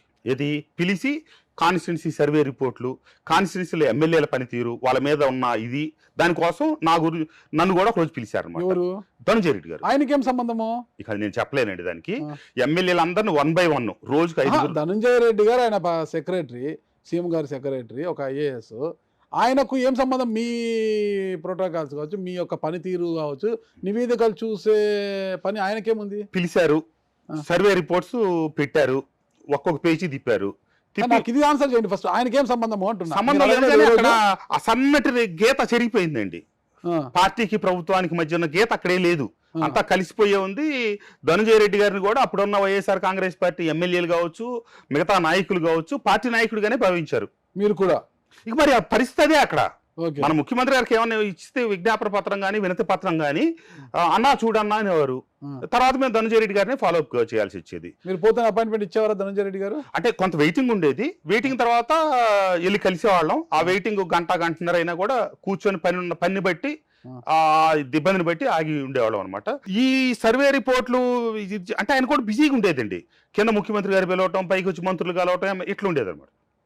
సరే పిలిచి రిపోర్ట్స్ ఆయన ముందు పెట్టుకున్నారు. మైలవరాన్ని తీశారు, చాలా ఉన్నాయి, అన్ని నియోజకవర్గాలే ఉన్నాయి. ఒక్కొక్క నియోజకవర్గాన్ని పిలిస్తే వాళ్ళకి తెప్పించుకొని పెట్టుకుని వాళ్ళకి ఇస్తున్నారు. నేను వెళ్ళిన రోజు 2-3 ఎమ్మెల్యేలను పిలిచారు, ఒకళ్ళ తర్వాత ఒకళ్ళతో మాట్లాడారు అనమాట. నా నియోజకవర్గానికి సంబంధించి మాట్లాడతా. ఫస్ట్ ఆఫ్ ఆల్ అయితే మిమ్మల్ని అప్రిషియేట్ చేస్తున్నాను ఎమ్మెల్యే గారు. ఈ రాష్ట్రంలో 175 నియోజకవర్గాల్లో అత్యంత నీతివంతంగా పనిచేసిన, ఏ రకమైనటువంటి కరప్షన్ ఎలిగేషన్ లేకుండా పనిచేసిన టాప్ 5 ఎమ్మెల్యేస్ లో మీరు ఉన్నారండి అన్నాడు. సహజంగా అది గుడ్ అప్రిసియేషన్ కదా. టాప్ 4 ఎవరంటే సార్? టాప్ 4 తెలియదు, టాప్ 5 అయితే మీరు ఉన్నారు అని 1 to 5 ఏదైనా కావచ్చు అని ఆయన అన్నారు. అంటే నేను సంతోషపడ్డాను. ఇదే దానికి కొద్దిగా ముందే, దానికంటే 1 నెల ముందే ముఖ్యమంత్రి గారు నువ్వు ఇది అని చెప్పారండి. అంటే ఎంత కాంట్రడిక్టరీ అండి అక్కడికక్కడ. ఇప్పుడు నేను అక్కడ చెరువులు గ్రామాల్లో ఉన్న గ్రామ నాయకత్వాలను తోకోమటానికి కారణం, వర్షం వస్తుంది, ఆ సంవత్సరం చెరువులు మట్టి పూడికి వస్తుంది, మళ్ళీ ప్రభుత్వ నిధులు పెట్టి తీయాలి, లేకపోతే ఎవరొకరు తవ్వుకోవాలి. అది గ్రామ నాయకత్వాల ద్వారా తవ్వించి నష్టపోయిన నాయకులకి కార్యకర్తలకి నేను ఒక అవకాశం చేస్తుంది కదా. దానికి ఉపాధి హామీ పనులు ఉన్నాయి కదా. ఉపాధి హామీ పనులు ఎంతండి, పైపైన ఒక జాండ దవ్వుతారండి, అంతకంటే ఎక్కువ ఏం తవ్వరది. గ్రామాల్లో కూడా పునాదుల్లో నింపుకోవడం కోసం, లేకపోతే పొలాల్లో మేరు నింపుకోవడం కోసం ఇట్లాంటి అవసరాలు ఉంటాయండి. ఇప్పుడు అర్బన్ అనుకోండి, అది ఎంతసేపటికి ఏమవుద్ది, అపార్ట్మెంట్స్ లేకపోతే లేఅవుట్లు వేస్తే వాటికి ఉంటుంది. పల్లెల్లో లేఅవుట్లు ఏమి ఉండవు కదా, కొద్దిపాటి సావుల్లో లెవెల్ చేసుకోవడానికి ఇట్లాంటి పనులు ఉంటాయి. రోడ్లు కొద్ది పోయడానికి, డొంకలు పోయడానికి ఇది అవసరాలు ఉంటాయి. వాటన్నింటిని రిస్ట్రిక్ట్ చేసినందువల్ల కొద్దిగా అవకాశం ఉంటుందని ఇప్పిస్తే ఆయన ఈ రూపంలో నన్ను మాట్లాడారు. నేను అవినీతి చేస్తుంటే జగన్మోహన్ రెడ్డి గారు మాట్లాడితే తలదించుకుంటాను. ఏమీ చేయని నిజాయితీగా ఉన్న నన్ను పట్టుకొని ఇక్కడ కొంచెం బాధాకరమైన విషయాలు కొన్ని ఉన్నాయండి. జగన్మోహన్ రెడ్డి గారు పార్టీలో చేరేటప్పుడు నాబోటి వాళ్ళందరికీ ఒక్కొక్కరికి ఒక్కో స్టోరీ చెప్పారండి. నాకేం చెప్పారనేది ఆ రోజు కారులో వెళ్ళేటప్పుడు నాతో పాటు 4 ఉన్నామండి కారులో. కోర్టు నుంచి ఇంటికి తీసుకెళ్తా చెప్పారు. సిబిఐ కోర్టులో ఆ 12 కేసుల్లో ఒక దాంట్లో నేను కూడా బుద్ధాయిగా ఉన్నాను అనమాట. అప్పటికి 2 సంవత్సరాల నుంచి నడుస్తూ ఉంది. ప్రతి శుక్రవారం కేసులకు అటెండ్ అయినప్పుడల్లా కృష్ణప్రసాద్ ఇప్పుడు చేరుతున్నాం. మీరే దాంట్లో ఇన్వాల్వ్ అయినారు కేసు 12 కేసు? ఒక దాంట్లో హిందూకు సంబంధించిన దాంట్లో రోడ్డుకు సంబంధించిన ఇష్యూలో నేను రోడ్డు ఇస్తే ఒక పార్ట్ నాకు కలిసి ఉంటే నాకు ఇచ్చారు. అదంతా స్టోరీ నడిచిపోయిందండి గతంలో. ఆ దాంట్లో నేను కూడా ప్రతి శుక్రవారం అటెండ్ అయినప్పుడు నువ్వు ఎప్పుడు చేరుతావు అంటే, అన్న ఇప్పుడు కాదన్నా, నాకే ఇబ్బందులు ఉన్నాయి, నాకే కేసులు ఉన్నాయి, లేకపోతే నా కూతురు పెళ్ళి ఉంది, ఇవన్నీ చెప్పుకుంటా చివరికి ఒకనొక దశలో చివరిలో ఆయన అన్నమాట ఏంటంటే అండి, నువ్వు ఒంటికి బాగా నూనె రాసుకొని ఉన్నావు, 2 ఏళ్ల బట్టి తాకో స్టోరీ చెప్తున్నావు నాకు అన్నారండి. లేదులే అన్న చేరతానని చివరికి 18లో నిర్ణయం తీసుకున్నాం.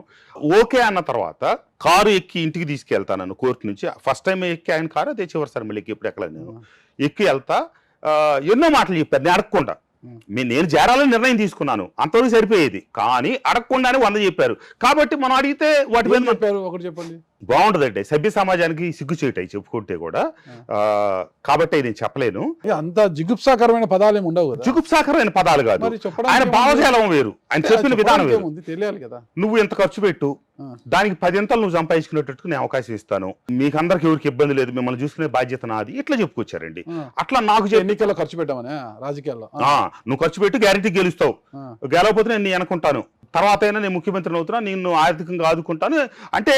ఆ 19 ఎన్నికల్లో ధీటుగా ఎదుర్కోవడం కోసం ఒక్కొక్క ఎమ్మెల్యేకి ఒక్కొక్క స్టోరీ చెప్పారండి ఆయన. కార్యకర్తలకి పాదయాత్ర చేస్తా, వాళ్ళు మా నాయకుడు వస్తున్నాడు కదా అని చెప్పి వాళ్ళ ఖర్చులు పెట్టుకుంటా, నానా ఇబ్బందులు పడతా, వాళ్ళు దాన్ని అంతా ప్రమోట్ చేసి ముందుకెళ్తే, నువ్వు ముఖ్యమంత్రి అయిన తర్వాత ఒక్కడ మొహం చూడలా.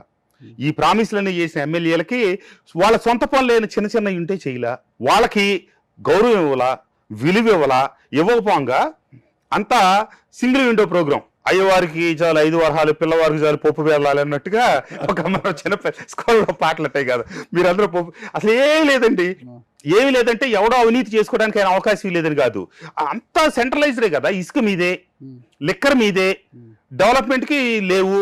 సరే మీరు ఇచ్చిన డెవలప్మెంట్ కొద్ది గొప్ప నిధులు కేడర్ మొత్తానికి ఇచ్చి మీ ఊర్లో 10 లక్షలు పని చేసుకుంటే పాపం వాళ్ళకి ఒక 2 లక్షలు 3 లక్షలు మిగులుదని వాళ్ళకి ఇచ్చాము, లేకపోతే ఇంకొక ఊర్లో 1 కోటి రూపాయల పనులు వాళ్ళకి ఇచ్చాము. చివరికి ఏం జరిగింది, బిల్లులు రాకను బిల్లులు కావాలని ఇంటెన్షన్గా ఆపావు, నీ ఏ ఆపుకోలేదు, వాళ్ళ ఆపావు.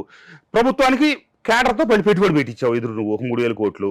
వాళ్ళందరూ ఆర్థికంగా నష్టపోయారు. వాళ్ళని ఏదో ఒక రకంగా ఆదుకుంటావు, నా బోటో పని చేయకపోతే నా మీద బురద చెల్తివి. ఇది ఆయన నిర్వాకం. లిక్కర్ వారిదే, ఇసుక వారిదే అన్నారు కదా. లిక్కర్ ప్రభుత్వ ఆధ్వర్యంలో నడుస్తుంది, దానికి లెక్కాచారం ఉందంటారా? ఎంత లిక్కర్ ప్రొడ్యూస్ అయింది, ఎంత లిక్కర్ షాప్స్ కి వచ్చింది, ఎంత లిక్కర్ అఫీషియల్ గా అమ్మారు, ఎంత లిక్కర్ అన్అఫీషియల్ గా అమ్మారు. క్లియర్ నాగరాజు గారు, ఓన్లీ క్రెడిట్ కార్డు త్రూ అమ్మామా, ఆన్లైన్ పేమెంట్ ద్వారా అమ్మామా, అసలు డిస్టిలరీస్ నుంచి ఎంత వచ్చిందో లెక్కలు ఎవరి దగ్గర ఉన్నాయా? 4 లారీలు వస్తుంది, 2 లారీలు డిస్టిలరీ అఫీషియల్ వస్తుంది, 2 లారీలు అన్అఫీషియల్ గా మనం అమ్ముతా ఉన్నాం. అక్కడ 50 రూపాయలది మన షాపుల ద్వారా అఫీషియల్ గా అమ్మేది 250 రూపాయలు. అక్కడ 50 రూపాయలు తీసుకొచ్చింది, ఇక్కడ 250 రూపాయలకి అమ్మి అసలు గవర్నమెంట్ కి ట్యాక్స్ చూపించలేదు అనుకోండి, అంత అమౌంట్ డైరెక్ట్ క్యాష్ మనకు వస్తుంది. ఉంది కూడా మన వాసుదేవరెడ్డి గారే కదా. ఇంకా లెక్క ఎవరికి చెప్పాలి? అసలు ఎంత చాలా విచిత్రమైన పరిస్థితి అండి. మన వాసుదేవరెడ్డి గారు అంటే మీ వాసుదేవరెడ్డి గారు ఇక వాళ్ళ మనిషే కదా అంతా కూడా. అట్లాగే ఇసుక ఉంది, ఇసుక కూడా టెండర్ ఇచ్చేశారు కదా. అదంతా బూత్ అండి, అదంతా కటిక అబద్ధం. ఊరికే అదొక ఫేజ్ చూపించారు, ఏదో ఒక కంపెనీ పేరు పెట్టి వాళ్ళకి టెండర్ ఇచ్చినట్టు చేసి ప్రతి జిల్లాకి 22 కోట్లు, 23 కోట్లు, 24 కోట్లు, లేకపోతే ఉదాహరణ ప్రకాశం జిల్లా ఉంది, చిన్నది 4.5 కోట్లే. గోదావరి జిల్లా, వెస్ట్ గోదావరి ఉంది, ఉమ్మడి గోదావరి జిల్లాలు కలిపి వెస్ట్ గోదావరి ప్రేమ్ సాగర్ అనే ఒక కుర్రోడికి ఇచ్చారు. కరుడు కట్టిన వైసీపీ కుటుంబం. అంతకుముందు అతను ఏదో ఇసుక కాంట్రాక్టర్ దగ్గర వర్క్ చేసి ఏదో వాళ్ళు 1 రూపాయి సంపాదించుకుంటే అతను కూడా అందరిని పోగు చేసి తలా 1 కోటి రూపాయలు పెట్టి తీసుకుంటే మనకు 1 రూపాయి వచ్చింది కానీ తీసుకున్నాడు. వీళ్ళు పెట్టిన సిస్టమ్ ఏంటంటే నిలువు దోపిడీ అండి. రూపాయని పెట్టిన టార్గెట్ లో అక్కడ వచ్చేది అసలు 85 పైసలే, 15 పైసలు వాళ్ళు వీళ్ళ జేబులోంచి ఎదురేవాల్సింది వాళ్ళకి. ఆ రకంగా చేసి టోటల్ గా స్టేట్ లో కొన్ని జిల్లాలు ఎమ్మెల్యేలు చేసిన వాటిలో వాళ్ళలో ఆ సాలిగూడ్లు ఇరుక్కున్న వాళ్ళందరూ నష్టపోయారండి. ఏమి లేకుండా జోగి రమేష్ లాంటి వాళ్ళు డైరెక్ట్ గా అమ్మకాలు మొదలెట్టారు కదా, అసలు వాళ్ళ దగ్గర ఏమి కాంట్రాక్ట్, వాళ్ళు 1 రూపాయి సంపాదించుకున్నారు అంతే. టెండర్ల ద్వారా పోయిన వాళ్ళు, టెండర్ అనేది చూపించింది అఫీషియల్ అండి. అది ప్రతి జిల్లా 22 కోట్లు, 23 కోట్లు, 24 కోట్ల మధ్యలో అమ్మారు. ఎవరు అమ్మారంటారు? వీళ్ళు పెద్దలు అమ్మారా? ఒక ఇక్కడ హైదరాబాద్ సంబంధించిన వ్యక్తిని తీసుకొచ్చి పెట్టారు. ఎవరైనా నేను చెప్పలేండి, బాగుండదు. అందరికి తెలుస్తుంది, స్టేట్ లో అందరికి తెలుసు. అసలు మాకు తెలియదు కదా, ఛానల్ చూసే వీక్షకులు కూడా తెలిస్తే మంచిది. అతని పేరు- సార్, వాస్తవాలు చెప్తారు మీరు. వాస్తవాలు వసంత కృష్ణ ప్రసాద్ గారు ఇప్పుడు వాస్తవాలు మీరు ఎన్ని మాట్లాడతారు. చెప్పినా నేను కొన్ని చెప్తాను. మీరు వసంత కృష్ణ ప్రసాద్ నిజాలు చెప్తాడు, ఇలా అబద్ధాలు చెప్పడన్నా నేను కొన్ని పేర్లు చెప్పలేను. ఇప్పుడు థర్డ్ పర్సన్ ఆ పర్సన్ మీకు క్లోజా? మీరు ఆంధ్రాలోకి నాకు అసలు తెలియదండి, వాళ్ళు పంపిస్తేనే నాకు తెలిసింది. మీరు ఆంధ్రాలో మరి అంత రిలేషన్ లేనప్పుడు ఆ పర్సన్ పేరు చెప్పడానికి ఏంటి మీరు? నేను చెప్పకూడదండి, అంతే చెప్పకూడదు. మీరు వెళ్ళి అక్కడ జస్ట్ ఎంక్వైరీ చేయండి. ప్రమాణం చేశారా? భగవద్గీత ప్రమాణం చేసి చెప్తున్నా ఈ పర్సన్ పేరు నేను చెప్పను అనేసి? అట్లే లేదు, అదే లేదు. కానీ నేను చెప్పకూడదు. మీరు వెళ్ళి ఎంక్వైరీ చేశారనుకోండి, మీకు ఈజీగా తెలిసిపోద్ది. ఓకే, అంటే మీ ద్వారా వింటే బాగుంది, శంకులో పోతే తీర్థం అవుతుంది కదా? చెప్పకూడదు, అది నేను తెలియదు ఎవరికండి, అందరికి తెలిసింది. అంటే నాకే తెలుసు సార్. గోదావరి జిల్లా ప్రేమ్ సాగర్ అనే కుర్రోడు సూసైడ్ చేసుకున్నాడు అండి. 23 కోట్లకి ఇస్తే 23 కోట్లు పోయినాయి. వాళ్ళకి కనీసం కాంపెన్సేషన్ కూడా ఇవ్వలేదు. ఏది పాప నష్టపోయారు, డైరెక్ట్ పెట్టిన 23 కోట్లు మనమే తినేసామని. చాలా జిల్లాలు పెడితే మొత్తం రూపాయికి పోయిన వాళ్ళు ఉన్నారు, రూపాయికి 60 పైసలు పోయిన వాళ్ళు ఉన్నారు, రూపాయికి 70 పైసలు పోయిన వాళ్ళు ఉన్నారంటే 20 కోట్లు పెడితే దాదాపుగా 15 కోట్లు పోయి 5 కోట్లు కూడా రాని వాళ్ళు కూడా ఉన్నారు. ఇంత కూడా కనికరం చూపించలేదండి, అవుట్ రైట్ గా వసూలు చేశారు. పార్టీలో మీరెంత నష్టపోయారు ఇసుకలో? నేను నష్టపోలేదు, మా వర్గీయులు మొత్తం మా వాళ్ళు పెట్టారు. నాకు కాబట్టి నాకు స్టోరీ లోతు అంతా తెలుసు. కృష్ణా జిల్లా అంతా నాకు సంబంధించి నాకు తెలిసిన వాళ్ళే తీసుకున్నారు. వాళ్ళు నన్ను అడిగారండి, మమ్మల్ని చేసుకోమంటారా, మీరు మరి ఇదిగా ఉంటారా, మీరు ఇబ్బంది పెట్టకుండా వాళ్ళు కొంచెం కోఆర్డినేట్ చేస్తారంటే చేసుకోండి. ఇప్పుడు వాళ్ళే పిలిచి అడుగుతున్నారు కదా, మిమ్మల్ని చేసుకుంటా ఉంటున్నారు కదా, చేసుకోండి, ఇబ్బంది లేదని చెప్పి అనేది ఇక్కడ పార్టీయే డైరెక్ట్ గా ఇన్వాల్వ్ చేసింది. జోగి రమేష్ గారు మైలవరం నుంచి కూడా ఇసుక లిఫ్ట్ చేశారంటారా మీరు? మైలవరం నుంచి చేయలేదండి, మైలవరం నుంచి చేయలేదా? మీరు చేయలేదా? నేను కూడా చేయలేదు, అతను చేయలేదు. చేసే పరిస్థితి మాకు లేదు అక్కడ. ఎందుకంటే ఇబ్రహీంపట్నంలో రివర్ లోంచి తీయాలండి, నీళ్ళలోంచి తీయాలి, ఒడ్డు ఉండదు అక్కడ, అంత వాటరే ఉంటుంది, కృష్ణా బ్యాక్ వాటర్ ఉంటుంది. మా పైన 1-2 విలేజెస్ లోనే శాండ్ కి అవకాశం ఉంది. మా కాన్స్టిట్యున్సీలో శాండ్ క్వారింగ్ ఏం జరగలేదండి. ఎక్కువ శాండ్ క్వారింగ్ నందిగామ కాన్స్టిట్యున్సీలో జరిగేది, లేకపోతేనేమో పెనలూరు కాన్స్టిట్యున్సీ పరిధిలో కొన్ని ఏరియాలు జరిగేది అనమాట. సరే, మొత్తం మీద ఇన్ని విషయాలు చెప్పారు మీరు. వైఎస్ఆర్ కాంగ్రెస్ పార్టీ అంటే ఇన్ని వెల్ఫేర్ స్కీమ్స్, ఇంత పెద్ద ఎత్తున డీబీటీ ద్వారా రాష్ట్రంలోని లబ్ధిదారులందరికీ కూడా సంక్షేమ పథకాల డబ్బులు ఇతర అందించినప్పటికీ ఇంత ఘోర పరాజయం, 11 సీట్లు అంటే ఒక ప్రతిపక్ష హోదా కూడా లేకోకుండా పోయింది కదా. అంటే దీనికి ప్రధాన కారణాన్ని మాత్రం అందరూ కూడా సజ్జల రామకృష్ణారెడ్డి గారిని, ధనంజయ రెడ్డి గారిని, ఇతరత్ర వాటినే చూపిస్తున్నారు. అయితే దీనికి ప్రధాన కారణం ఏమంటారు అసలు? దీనికి ప్రధాన కారణం జగన్మోహన్ రెడ్డి గారండి. ఇలా అందరూ వీళ్ళని అంటున్నారు. లేదు, తప్ప, చాలా పొరపాటు. ఈయన మైండ్ సెట్ తగ్గట్టే వాళ్ళు ఉంటారండి. ఎందుకంటే ఇతను వాడుకొని వదిలేసే టైప్ జగన్మోహన్ రెడ్డి గారు. రాజశేఖర రెడ్డి గారు పులి సింహం అంటుంటారు కదా, పులి సింహం కడుపున ఒక ఆయనేమో తను నమ్మిన వాళ్ళకి వాళ్ళు తనకి ఇంత చేస్తే నీళ్ళు ఇస్తే పాలిచ్చి లేకపోతే ప్రాణం ఇచ్చే టైపు, ఈయన వాడుకొని జస్ట్ వదిలేసే టైపు. ఒకరోజు అసలు ఆయన కత్రోట్ అండి ఆ విషయంలో. ఎందుకంటే అధికారంలోకి వచ్చారు, ఈ రకమైనటువంటి ఇసుక పాలసీ చేయమని ఎమ్మెల్యేలు చెప్పలేదుగా. ఆయన అంతా ప్రీ ప్లాన్డ్. బిఫోర్ 2019 ఎలక్షన్లే నేను అధికారంలోకి వస్తే ఎట్లా చేయాలి, ఏం చేయాలి అనేది అంతా ఆయనకు స్క్రిప్ట్ ఉంది. రాగానే లిక్కర్ పాలసీ ఒక రకమైన విధానం పెట్టేశారు. ఆయన మైండ్లో ముందే ఉంది. అది ఎవరైనా చెప్పారా, కొత్తగా దాని మీద చర్చలు జరిపాడా, 10 మందితో ఏం లేదు. అట్లాగే ఇసుక పాలసీ ఇట్లా చేయాలి, 4 నెలల్లో 5 నెలలు అసలు ఇసుక ఆపేసి దానికి ఒక షార్టేజ్ క్రియేట్ చేసి దాన్ని ఈ పద్ధతిలో అమ్మాలి. ఈ రకంగా ఆయన మొత్తం స్క్రిప్ట్ ఉంది. ఆ స్క్రిప్ట్ ప్రకారమే ఆయన అన్నీ చేసుకెళ్ళిపోయారు. భగవంతుడికి భక్తుడికి అనుసంధానం లాగా పార్టీకి ప్రజలకి అనుసంధానంగా ఉన్నటువంటి క్యాడర్ని ఎన్నికల ముందు వాడుకొని ఎన్నికల తర్వాత ఇక వీళ్ళ అవసరం లేకుండా చేసుకోవాలి నేను రాజకీయం అనేటట్టుగా చూసే వాలంటీర్ వ్యవస్థను ఏర్పాటు చేశారు. ఇక ఆ వాలంటీర్ వ్యవస్థ సక్సెస్ అయింది. వీళ్ళు ఉన్నా లేకపోయినా నాకు ఒకటే, నేను ఎప్పటికైనా గెలుస్తాను అనే ఒక ధీమాతో ఉన్నారు. అదే క్యాడరు దూరం అయ్యి వాళ్ళు చేయాల్సిన పని చేయలేదు. దీనికి ఒక బెస్ట్ ఎగ్జాంపుల్ చెప్తాను మీకు.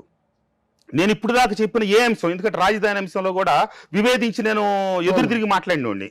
నేను ఇప్పటిదాకా చెప్పిన ఏ విషయాన్ని పార్టీ కానీ ఎవరు ఖండించలా. ఎందుకంటే నేను చెప్పిన ప్రతి విషయం, ప్రతి ఒక్కటి వాస్తవం, సాక్ష్యం ఉంది. వాళ్ళు ఖండిస్తే నేను ప్రూఫ్లు కూడా బయట పెట్టగలను. ఒకరోజు అసెంబ్లీ అయిపోయిన తర్వాత ముఖ్యమంత్రి గారు లేచి లోపలికి వెళ్ళేటప్పుడు ఎమ్మెల్యేలు అందరూ చుట్టుముడతారండి. మామూలుగా చుట్టుముట్టి వాళ్ళ దగ్గర ఏదో లెటర్లు తీసుకొచ్చి వాటిని ఇచ్చి ఆయన గబాల సంతకం పెట్టడం, లేకపోతే తీసుకొని ధనంజయ రెడ్డి గారికి ఇవ్వమంటాం.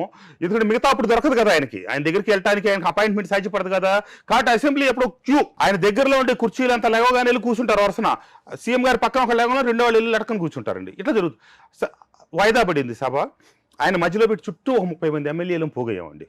దేని మీద జరిగిందంటే విషయం, ఒక ఎమ్మెల్యే గారు ఆరోగ్యశ్రీ పరిధిలోకి మొత్తం తీసుకెళ్ళి ఇక ప్రతిదీ అయిపోయినప్పుడు ఎమ్మెల్యేలుగా మా ప్రాధాన్యత ఉండకుండా పోతుంది, మేము సీఎంఆర్ఎఫ్ మామూలుగా ఆరోగ్యశ్రీ కాకుండా చేసినట్టుగా మేము సీఎంఆర్ఎఫ్కి లెటర్లు ఇచ్చి సీఎంఆర్ఎఫ్ రిలీజ్ చేయించగలిగేది, అది ఉంచండి అని అడిగాడండి. కొన్ని ప్రొవిజన్ ఉంచండి మాకని అడిగితే, ఎందుకు క్యాడరు కార్యకర్తలు తీసుకొచ్చి మీకు ఏదో పేషెంట్ లెటర్లు ఇస్తారు, మీరు అవన్నీ తీసుకొచ్చి మా దగ్గర పెట్టి డబ్బులు ఇప్పిస్తారు, వాళ్ళేమో ఫేక్ లెటర్లు ఫేక్ బిల్లులు తీసుకొచ్చి పెట్టి డబ్బులు ఇప్పిస్తారు, అందుకేగా మీరు అడిగేది ఇవన్నీ నేను ఒప్పుకోను, నేను అలౌ చేయను, ఆ కార్యకర్తలు చేసేవన్నీ దొంగ బిల్లులు దొంగ లెటర్లు పెడతారు అని చెప్పి 30 మంది ఎమ్మెల్యేల మీద సీరియస్ అయిపోయారండి.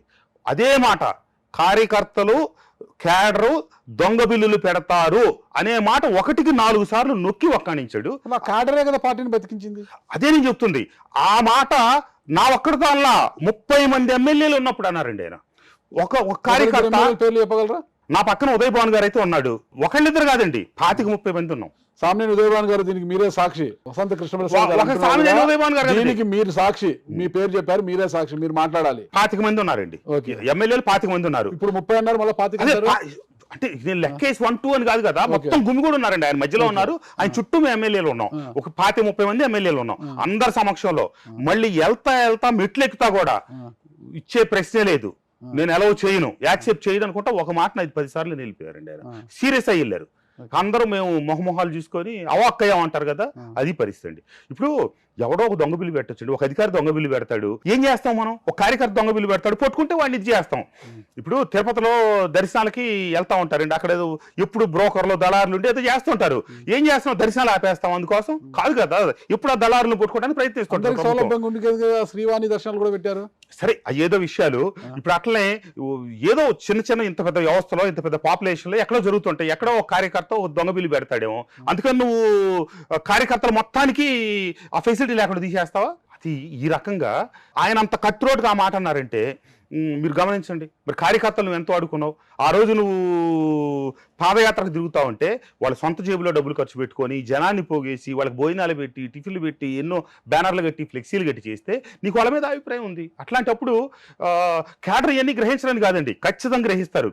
అసలు వైఎస్ఆర్ కాంగ్రెస్ పార్టీ అనేది భవిష్యత్తులో ఇక ఇప్పుడు గెలవదు కూడా, కేవలం జగన్మోహన్ రెడ్డి గారు మైండ్ సెట్. దానికి సజ్జల రామకృష్ణారెడ్డి గారు ఆయన యథారాజా తదా కింద అంతే తప్పితే అసలు తేడా ఆయనలో ఉంది. కాదు సార్, మీరు రియల్ ఎస్టేట్ కాదు సార్, ఇప్పుడు కాదు సార్, ఇప్పుడు మీరు బాగా లోతుగా ఆలోచించాలి. ఈయన పుట్టేటప్పటికే వాళ్ళ తండ్రితో సమకాలీకులు, అత్యంత సన్నిహితులు. కేవీపీ రామచంద్ర గారు అందరికి వీళ్ళ గురించి ఎక్కువ తెలిసిన ఆయన అసలు పార్టీలోకి రాలేదు. తర్వాత సూర్యుడు అని చెప్పి రాజశేఖర రెడ్డి గారి దగ్గర ఉండేవాడు, తిన్ని ఎత్తుకొని తిప్పినోడు చిన్న వయసులో, తను రాలేదు. సొంత చెల్లి తన కోసం రాష్ట్రం అంతా తిరిగి ఆస్తులు అధికారం, ఎలక్షన్ అయిన రోజు దాకా అమ్మాయిని అడుకొని ఎలక్షన్ అయిన తర్వాత నువ్వు వదిలేసావు కదా, తల్లిని పక్కన పెట్టావు కదా. ఇక ఇంతమంది సొంత బాబాయిని హత్య చేస్తే 5 ఏళ్ళు ముఖ్యమంత్రిగా ఉండి ఆ కేసు, ఇప్పుడు ముఖ్యమంత్రి కాకముందు మనమేమో చంద్రబాబు నాయుడు గారి మీద ఎడితివి, సిబిఐ కేసులు అంటివి, సిబిఐ విచారణ అంటూ అయ్యంటివి ఇయ్యంటివి. మరి 5 ఏళ్ళు మనకి ఆ దోషులను కొట్టుకోవడం. ఇప్పుడు నిన్న వినుకొండ పోయి అంత రాద్ధాంతం చేసి వచ్చావు, మరి నీ సొంత బాబాయిని అంతకంటే పాశవికంగా, దారుణంగా, దయనీయంగా నీకోసం ప్రాణం ఇచ్చి, నీకోసం రిజైన్లు చేసి, అసలు మీ కుటుంబంలో మమేకమై ప్రాణం ఇచ్చిన బాబాయిని చంపిన దాని మీద 5 ఏళ్ళు మీరు ముఖ్యమంత్రిగా ఏం చేశారు? ఇప్పుడు మీరు అధికారం పోగానే చంద్రబాబు నాయుడు గారు కక్ష కట్టి, లేదా తెలుగుదేశం పార్టీ కక్ష కట్టేది చేసింది, 2 వ్యక్తుల మధ్య జరిగిన గొడవని, రాష్ట్రంలో ఇంతమంది మీద కోపం ఉంటే ఆ వ్యక్తిని చంపమని తెలుగుదేశం పార్టీ ఎందుకు ప్రోత్సహిస్తుంది? దాని మీద 24 ఢిల్లీలో ధర్నా చేయబోతున్నారు, రాష్ట్రపతి పాలన కోరుతున్నారు కదా. ఇక అంత విచిత్రంగా ఉంటాయి. ఇప్పుడు మీరు ముఖ్యమంత్రిగా ఉన్నప్పుడు అనంతబాబుని చంపితే, లేకపోతే కార్ డ్రైవర్ అనంతబాబు సుబ్రహ్మణ్యాన్ని వాళ్ళ డ్రైవర్ ని డోర్ డెలివరీ చేస్తే, మరి అప్పుడు ఎందుకు చేయలే మీరు ధర్నా? కనీసం అతను ఎందుకు సస్పెండ్ చేయాల? అతను ఎందుకు దూరం పెట్టలా? ఎస్సీ డాక్టరు సుధాకర్ ఎంత అవమానకరమైన రీతి అండి. అసలు అతను ఏదైనా కావచ్చు, ఎవరైనా కావచ్చు, ఎస్సీ ఓసీ బీసీ, ఎంత అవమానం. బట్టలు ఇప్పేసి చేతులు వెనక్కి గట్టి రోడ్డు మీద పడేసి, మరి ఆ రోజు మీరు ఎందుకు స్పందించలేదు? జగన్మోహన్ రెడ్డి గారు చేయని తప్పులేదండి. సమాజాన్ని నిట్ట నిలువున ఆయన స్వార్థం కోసం చేల్చాలని ఎంతో విశ్వ ప్రయత్నం చేశాడు ఆయన. పేదలని, పెత్తందారులని ఎన్ని ప్రజలకు గమనించారు. కమ్మోళ్ళని తిడితే ఎస్సీలు ఓట్లేస్తారని, కాపులను తిడితే బీసీలు ఓట్లేస్తారు. నువ్వు కాపులకు మంచి చేసి నాకు ఓట్లేయాలనుకో, లేకపోతే బీసీలకు మంచి చేసి ఓట్లేయాలనుకో, అంతేగాని ఒకళ్ళ మీద ఇంకొకళ్ళని ఉసిగొల్పి చేయాలంటావు. ఇవన్నీ చాలా చాలా చాలా ఆయన ఆ పదవికి, ఆ స్థాయికి అర్హులు కాదు. ఇప్పుడు అవసరం వచ్చింది కాబట్టి మళ్ళీ రేపు ఓదార్పు యాత్ర మొదలెడతారు, తిరుగుతారు. మరి కొంతమంది పిచ్చోడు పాపం ఈ వాస్తవాలు తెలియని వాళ్ళు అందరూ రేపొద్దున మళ్ళీ ఆయనకి పూలు జల్లి పల్లకీలు మోసి అధికారం ఇప్పించాలని ముందుకు తీసుకెళ్తారు. కానీ అదైతే సాధ్యపడదండి. కాస్త చదువుకున్నాడు, కాస్త ఇంగితం ఉన్నాడు, కాస్త జ్ఞానం ఉన్నాడు ఎవ్వరు చస్తే భవిష్యత్తులో. ఎందుకంటే ఆయన చేతితో అమరావతి ఏం జరిగిందో చూసాం. సార్ ఒక్క స్ట్రైట్ పాయింట్ చెప్పండి. ఇన్ని విషయాలు మీకు మీ 5 ఏళ్ల పదవీ కాలంలో ఎప్పుడు తెలిసింది, ఎప్పుడు అవగతమయ్యాయి మీకు? ఒకదాని తర్వాత ఒకటి వస్తా వచ్చిందండి. ఒక్కొక్కటి మొత్తం తెలిసాక ఎంతకాలం పట్టిందంటారు? మొత్తం పట్టిన తర్వాత నేను అసలు చివరి సంవత్సరంలో అసలు నేను అంటి ముట్టినట్టుగా ఉన్నానండి. పార్టీ కార్యక్రమాలకు కావచ్చు, ప్రభుత్వ కార్యక్రమాలకు కావచ్చు, అసలు నేను almost all touch me not. అన్ని విషయాలు తెలుస్తున్నా కూడా ఎన్నికలకు అంతా ఒక ఏడాది కూడా సమయం లేని సమయంలోనే నా జీవిత చర్మాంక వరకు వైసీపీలోనే ఉంటానని ఎలా అనగలిగారు మీరు? సంవత్సరం వరకు కాదండి, నేను అంతకు ముందు జరిగింది మీతో నాకు ఇంటర్వ్యూ. ఎప్పుడైతే ఆయన నన్ను పాయింట్ బ్లాంక్ లో పట్టుకొని జోగి రమేష్ ని పెద్దోని చేస్తా నన్ను తక్కువ చేసి మాట్లాడారో నాకు అప్పుడు, ఎందుకంటే 2014లో మీరు జోగి రమేష్ని అక్కడ టికెట్ ఇస్తే ఓడిపోయాడు. 2018-17లో మీరు నన్ను, మీకు నాకు పర్సనల్గా తెలుసు, ఎన్నిసార్లు నన్ను ఒప్పించి తీసుకొచ్చారో ఆయనకే తెలుసు. తీసుకొచ్చి నన్ను 2018లో పెడితే కరెక్ట్గా 1 ఇయర్ తర్వాత ఎలక్షన్లో వస్తే 2019లో 1 ఇయర్ పాటు నేను అక్కడ పోరాటం చేసి గెలిచాను. మరి మీరు బ్యాక్గ్రౌండ్ అంతా మర్చిపోయి 2024 ఎలక్షన్కి జోగి రమేష్కి అప్పచెప్తా, జోగి రమేషే గెలిపించుకొస్తాడు వసంత కృష్ణప్రసాద్ అంటే మీరు వసంత కృష్ణప్రసాద్ ఏమంచనా వేసినట్టు? ఇప్పుడు 2014లో పెడితే అదే జోగి రమేష్ గారు ఓడిపోయాడు కదా, 2019లో నేను గెలిచాను కదా, నన్ను మరి 14లో ఓడిపోయిన ఆయన గెలిపేయటం ఏంటి? ఆయన అసలు ఒక నాయకుడుగా ఆయన ఆలోచన సరళ, ఆయన ఆలోచన ధోరణి ఎట్లా ఉంది? అమరావతి స్వయంగా నేను ఆ పార్టీలో చేరేటప్పుడు ఆ ముందు ఉంది కదా, అప్పుడు నేను ఆయన అడిగానండి, ఆయన 1-to-1 ఆయన అడిగాను, అన్న ఏంటి రాజధాని మీద అంతా మన పార్టీ అధికారంలోకి వస్తే రాజధాని విధ్వంసం చేస్తా అంటున్నారు కదా అంటే, ఎవడు చెప్పాడు? నేను అందుకే కదా అక్కడ ఇల్లు కట్టుకుంది, ఆఫీస్ కట్టుకుంది, అది రాజధాని అనబట్టే కదా, ఇంకా బాగా చేస్తాం, అది చేస్తాం, ఇది చేస్తాం అని చెప్పారు.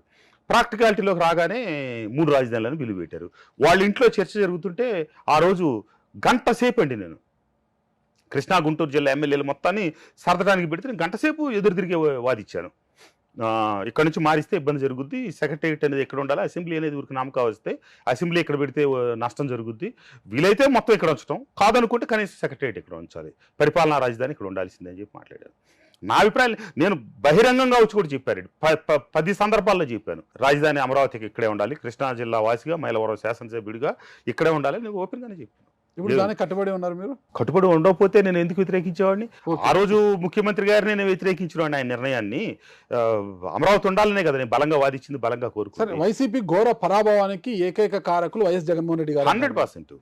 ఇప్పుడు హ్యాపీగా ఉన్నారా టీడీపీలో? డెఫినెట్గా అండి, ఎందుకంటే రాజకీయాల్లో మళ్ళీ పోటీ చేయాలనే ఉద్దేశంలో వాస్తవంగా అయితే నేను లేను.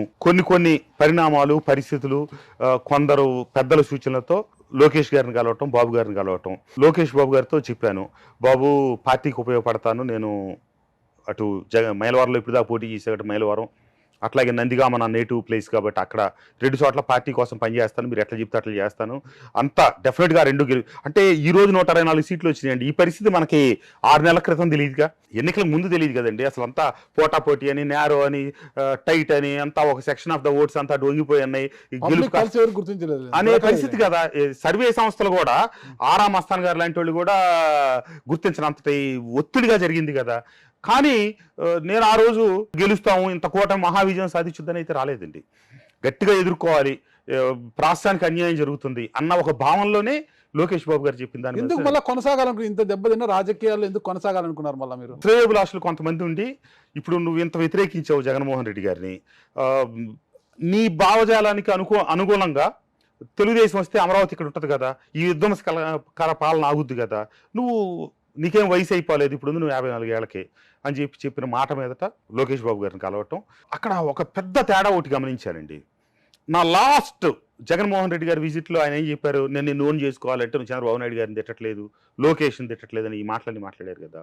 లోకేష్ బాబు గారి దగ్గర నేను ఒక 2.5 గంటల సేపు కూర్చున్నానండి మాట్లాడడానికి వెళ్ళినప్పుడు. ఒక రకరకాల సందర్భాలు, రాజశేఖర రెడ్డి గారు వచ్చినా అన్ని కంటిన్యూ చేశారన్నా, జగన్మోహన్ రెడ్డి గారే అన్ని ఇట్లా రివర్స్ వ్యవహారం చేశారు అని ఇట్లా ఒక 10 సందర్భాల్లో జగన్మోహన్ రెడ్డి గారి పేరు ప్రస్తావన వచ్చింది.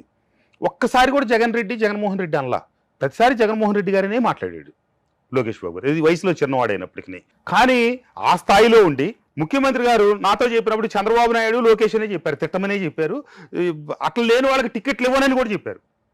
మొన్న ఓడిపోయిన తర్వాత కూడా నిన్న వినుకొండలో ఆయన మాట్లాడే ధోరణి అప్పుడు కూడా చంద్రబాబు నాయుడు ఏం పద్ధతి అండి.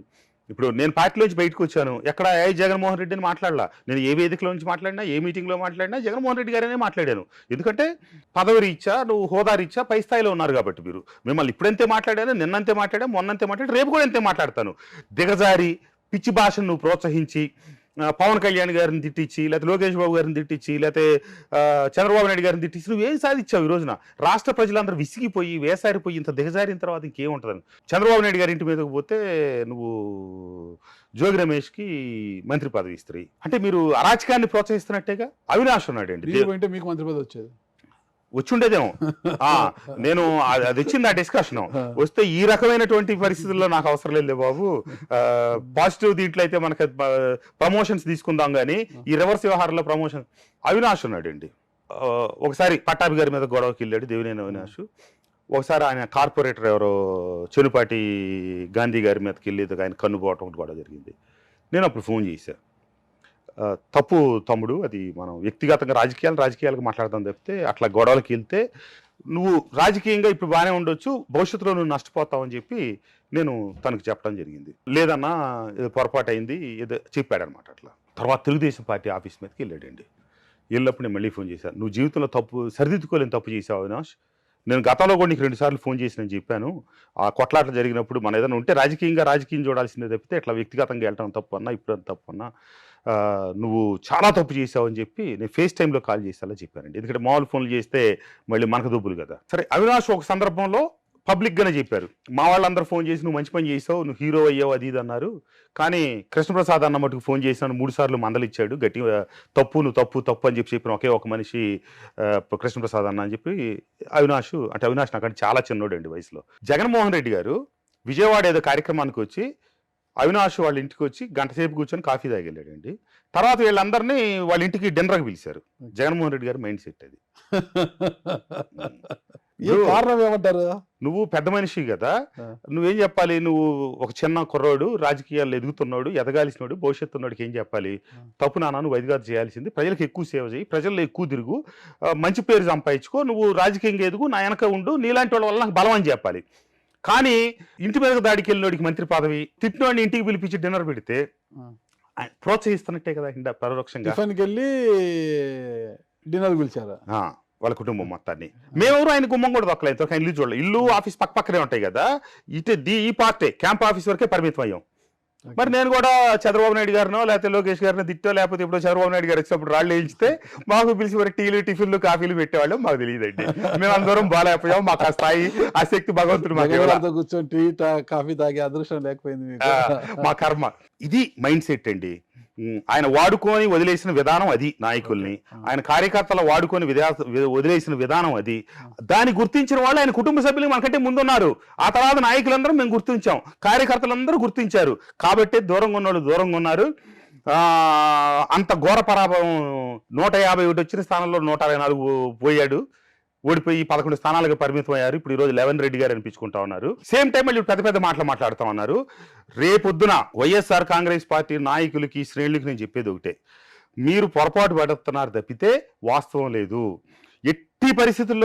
ఎట్టి పరిస్థితుల్లో జగన్మోహన్ రెడ్డి గారిలో మార్పు వస్తుందని మీరు భావించడం 100కి 500% తప్పు. మళ్ళీ అయినా మిమ్మల్ని ఆడుకోవటమే తప్పితే ఆయన వల్ల మీకు కానీ ఈ రాష్ట్రానికి కానీ ఇంత కూడా మంచి జరగదు. అది మటుకు వాస్తవం. ఆయన మైండ్ సెట్ టోటల్లీ డిఫరెంట్. మొత్తం మీద బయటకు వచ్చి మళ్ళీ 2వ ఎమ్మెల్యే అయ్యారు, హ్యాపీగా ఉన్నారు. ఎక్కడున్నా కూడా నేను వ్యక్తిగతమైనటువంటి విమర్శలకైతే వెళ్ళండి, సిద్ధాంతపరం. ఇప్పుడు నేను చేసిన వాటిలో వ్యక్తిగతమైన విమర్శ మీకు ఏమన్నా అనిపించిందా? ఏమనిపించలేదు. నేను సిద్ధాంతపరమైన విమర్శ, నాకు తెలిసిన వాస్తవాలు చెప్పాను. కరెక్ట్, ఖచ్చితంగా. నేను ఇప్పటికీ కొడాలి నాని గారు, వల్లభనేని వంశీ గారు, లేకపోతే ఆ భాషని ఎక్కడ మాట్లాడండి. అసలు అది సభ్య సమాజం తలదించుకునే భాష. నువ్వు దాన్ని అక్కడ వదిలేయటమే ఈరోజు 11కి పరిమితం అయిపోయాం. చేసిన విధ్వంస కార్యక్రమాలంటిని మనం ప్రోత్సహించడం లేకపోతే అదుపు చేయకపోవటమే మనకి జరిగిన నష్టం. మీరు వైఎస్ఆర్ కాంగ్రెస్ పార్టీలో పనిచేసినప్పుడు మీ మంచితనము, మీ పరిపాలన ఇదే మిమ్మల్ని గెలిపించింది, అంటే టీడీపీకి ఒక గాలి, అంటే కూటమి గాలి మిమ్మల్ని గెలిపించింది? ఎవరికి పర్సనల్గా 5%కి మించి కెపాసిటీ లేదండి, ఏదన్నా పార్టీయే. ఇప్పుడు కూటమి గాలి చంద్రబాబు నాయుడు గారు, పవన్ కళ్యాణ్ గారు, లోకేష్ గారు ఏమైతే కష్టపడ్డారో, నా అదృష్టం కొద్దిమంది చివరి నిమిషంలో వదిలేసుకొని బాబు అని చెప్పి పక్కన పెట్టొచ్చాం. టికెట్ ఇస్తానంటే కూడా నాకొద్దు అని చెప్పిన ఏకైక ఎమ్మెల్యేనే ఒక్కనే. మీరు 175 చోట్లలో అందరూ మా టికెట్ ఇవ్వనన్న వాళ్ళు కొంతమంది బయటకు వచ్చారు. శ్రీధర్ రెడ్డి గారు లాంటి వాళ్ళు ఇంకొంచెం ముందు ఇది మంత్రి పదవులు దాని తర్వాత ఆయన కొన్ని కారణాలతో బయటకు వచ్చారు. నీకే రెడ్డి గారు నెల్లూరు కోటారెడ్డి శ్రీధర్ రెడ్డి గారు నాకంటే ముందు వచ్చేసారు ఆయన. నీకే టికెట్ అని చెప్పి జగన్మోహన్ రెడ్డి గారు స్వయంగా పిలిచి రేపు వనరులు కూడా అన్ని సమకూర్చమని చెప్పి పిలిచి వారికి చెప్పిన తర్వాత కూడా మీ వనరులు వద్దు మీ టికెట్ వద్దు అని పక్క వచ్చిన ఏకైక ఎమ్మెల్యేనే ఒక్కడే. మీరు లేకపోవడంతో దిక్కు మొక్కలేకనే తిరుపతి రావు గారికి ఇచ్చారా? నేను దిక్కు మొక్క అని నేనైతే చెప్పనండి. నేను మళ్ళీ అది తక్కువ చేసి నేను అది పెద్ద కండల వీరుడిని అట్లా నాకు చెప్పడం ఇష్టం లేదు. నేనైతే పోటీ చేయనని చెప్పి పక్కకు వచ్చాను. ఇక్కడ నా అదృష్టం చంద్రబాబు నాయుడు గారు లోకేష్ బాబు గారు నన్ను గుర్తించారు. దాదాపుగా ఆ పార్టీలో నుంచి వచ్చి పోటీ చేసిన వాళ్ళలో వాళ్ళ సొంత కాన్స్టిట్యున్సీలో టికెట్లు ఇచ్చిన నా ఒక్కడికే. నాకు అర్థం కాదు. ఆంధ్ర నియోజకవర్గాలు మారిపోయారండి. జోగి రమేష్ గారు ముందు నుంచి మైలారు మీద కన్నేశారు. మీరు నేను పోటీ చేయని మహాప్రభుని తప్పుకున్నారు మీరు. మరి జోగి రమేష్ ఇక్కడ అకామిడేట్ చేయకుండా పెనంలూరు ఎందుకు తీసుకెళ్లారు? జోగి రమేష్ గారు ఒక ఎత్తుగడ వేసాడండి. ఈ తిరుపతిరావు అనే కుర్రోడు చాలా చిన్న కుర్రోడు, జెడ్పీటీసీ. అతను జెడ్పీటీసీ చేసింది అనేది ఆ మాట అంటే అతను కోపం వస్తా ఉంది. జెడ్పీటీ చేసింది మీరే అంటారు కావునా? అంటే ఆ రోజు జెడ్పీటీసీలు ఎంపీపీలు టికెట్లు ఎవరు ఇచ్చాం సార్ అండి? మేమే కదా, శాసనసభ్యులే కదా. పార్టీ ఇంటర్ఫియరెన్స్ ఉంది. బీఫారాలు సంతకాలు పెట్టి మాకు పంపించారు, మేము పేర్లు రాసి ఇచ్చాం వాళ్ళకి. సరే నేనేదో అక్కడ ఒక సమతూకం చూసుకొని నేను ఇచ్చుకుంటూ వచ్చా. వాళ్ళు ఆ కుర్రోడు అనమాట. అతను పెద్దగా చదువుకోవాలి, ఏదో 6th 7th వరకు చదువుకున్నట్టుంది. అక్కడికి వెళ్ళి బయోడేటా రాస్తా 10th క్లాస్ పెట్టమని చెప్పి చెప్పాడంట ఈయన. ఇప్పుడు ఏమి సర్టిఫికేట్ ఈ జోగి రమేష్ చెప్పాడంట. 6-7 రాస్తే బాగోదు, 10th అనేండి ఇప్పుడు సర్టిఫికెట్లు అడగరు, ఊరికి రాస్తే చాలని చెప్పి. సరే తీసుకొచ్చి పెట్టారు. ఆ కుర్రోడికి అసలు ఎడ్యుకేషన్ పరంగా అసలు ఏం లేదు, పెద్ద చదువుకున్నట్టే లెక్క అనమాట. ముందు అతను ఏమనుకున్నాడంటే తిరుపతిరావు అనే పేరు తీసుకొచ్చి అడ్డం పెడితే ఖర్చు వేసినట్టుగా, తర్వాత మనం ఏదో రకంగా వచ్చేద్దామని చెప్పి అనుకున్నాడు. తర్వాత కులాల సమీకరణలో పార్థసారథి గారు ఎప్పుడైతే బయటకు వచ్చేసారో యాదవ్కి ఇవ్వాల్సిన నెసెసిటీ కంపల్సరీ వచ్చేసింది.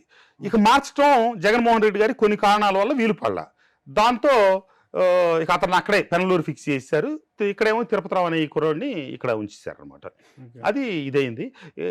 ఎంటైర్ ఎలక్షన్ ప్రాసెస్ అంతా ఇక జగన్మోహన్ రెడ్డి గారు తేపకోహంలో పంపించడం, పేదోడికి పెత్తందారికి సామాన్యుడికి పెత్తందారికి మధ్య యుద్ధం పోరాటం, బీసీకి ఓసీకి మధ్య హిట్ట చెప్పడం.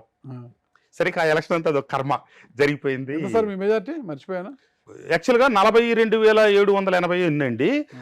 ఎర్రర్ జరిగింది, కౌంటింగ్ లో మిస్టేక్ వేశారు. మామూలుగా 43,000 చిల్లర వచ్చింది.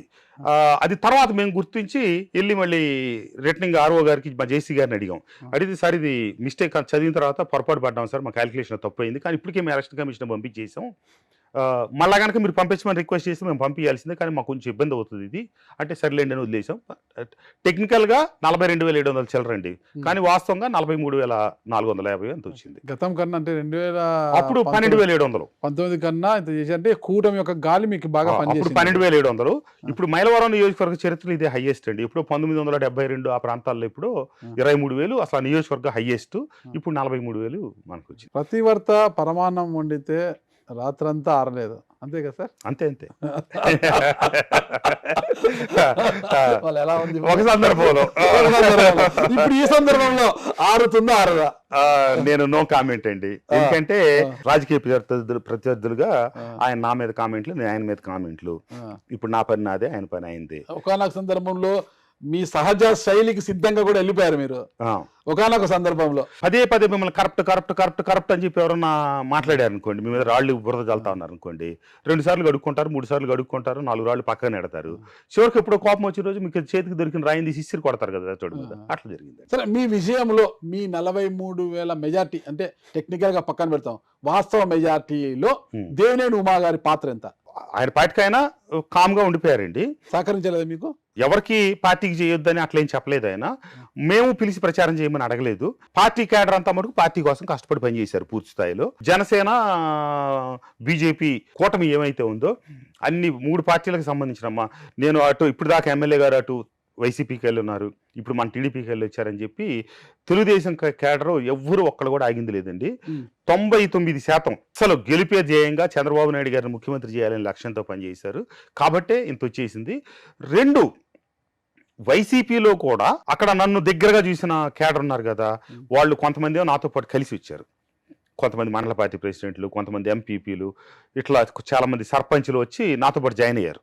నేను చేరిన రోజే బాబు గారి సమక్షంలో జాయిన్ అయ్యారు. కొంతమంది అటున్న వాళ్ళు కూడా నాతో సన్నిహితంగా ఉన్నవాళ్ళు క్రియాశీలకంగా పనిచేయలేదు, ఏదైతే వైసీపీకి వెళ్ళి.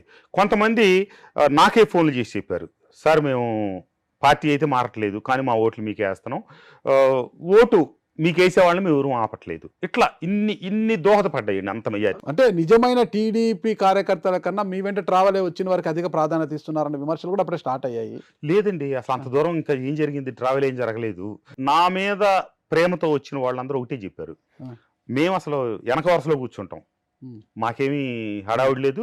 ఆ నాయకత్వాలకు కూడా చెప్పారు, మీ నిర్ణయానుసారమే ఎమ్మెల్యే గారు ముందుకెళ్తారు, ఎమ్మెల్యే గారి నిర్ణయానుసారమే మేము అందరం ఉంటాం తప్పితే మాకు ఇది కావాలని మేము అడగమని చెప్పినాం. అట్లా చెప్పే నేను తీసుకున్నానండి పార్టీలో నాతో పాటు. ఒక్క నిమిషం అండి.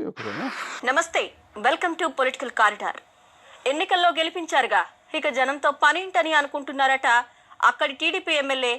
పార్టీ ఫిరాయించి వచ్చినా ఆయన జనం నెత్తిన పెట్టుకున్నారు. గెలిచాక 2 సార్లు నియోజకవర్గానికి వచ్చి ముఖం చూపించి వెళ్లారు. ఇక తన వ్యాపారాల నిమిత్తం విదేశాలకు వెళ్లిపోయారట. ఎమ్మెల్యేనే వ్యాపారాలు చేసుకుంటే తాము మాత్రం ఏం తక్కువని అక్కడి తెలుగు తమ్ముళ్ళు కూడా అదే బాట పట్టారు. ఇసుక మట్టి దోచుకుంటూ ప్రకృతి వనరులను విచ్చలవిడిగా ధ్వంసం చేస్తున్నారు.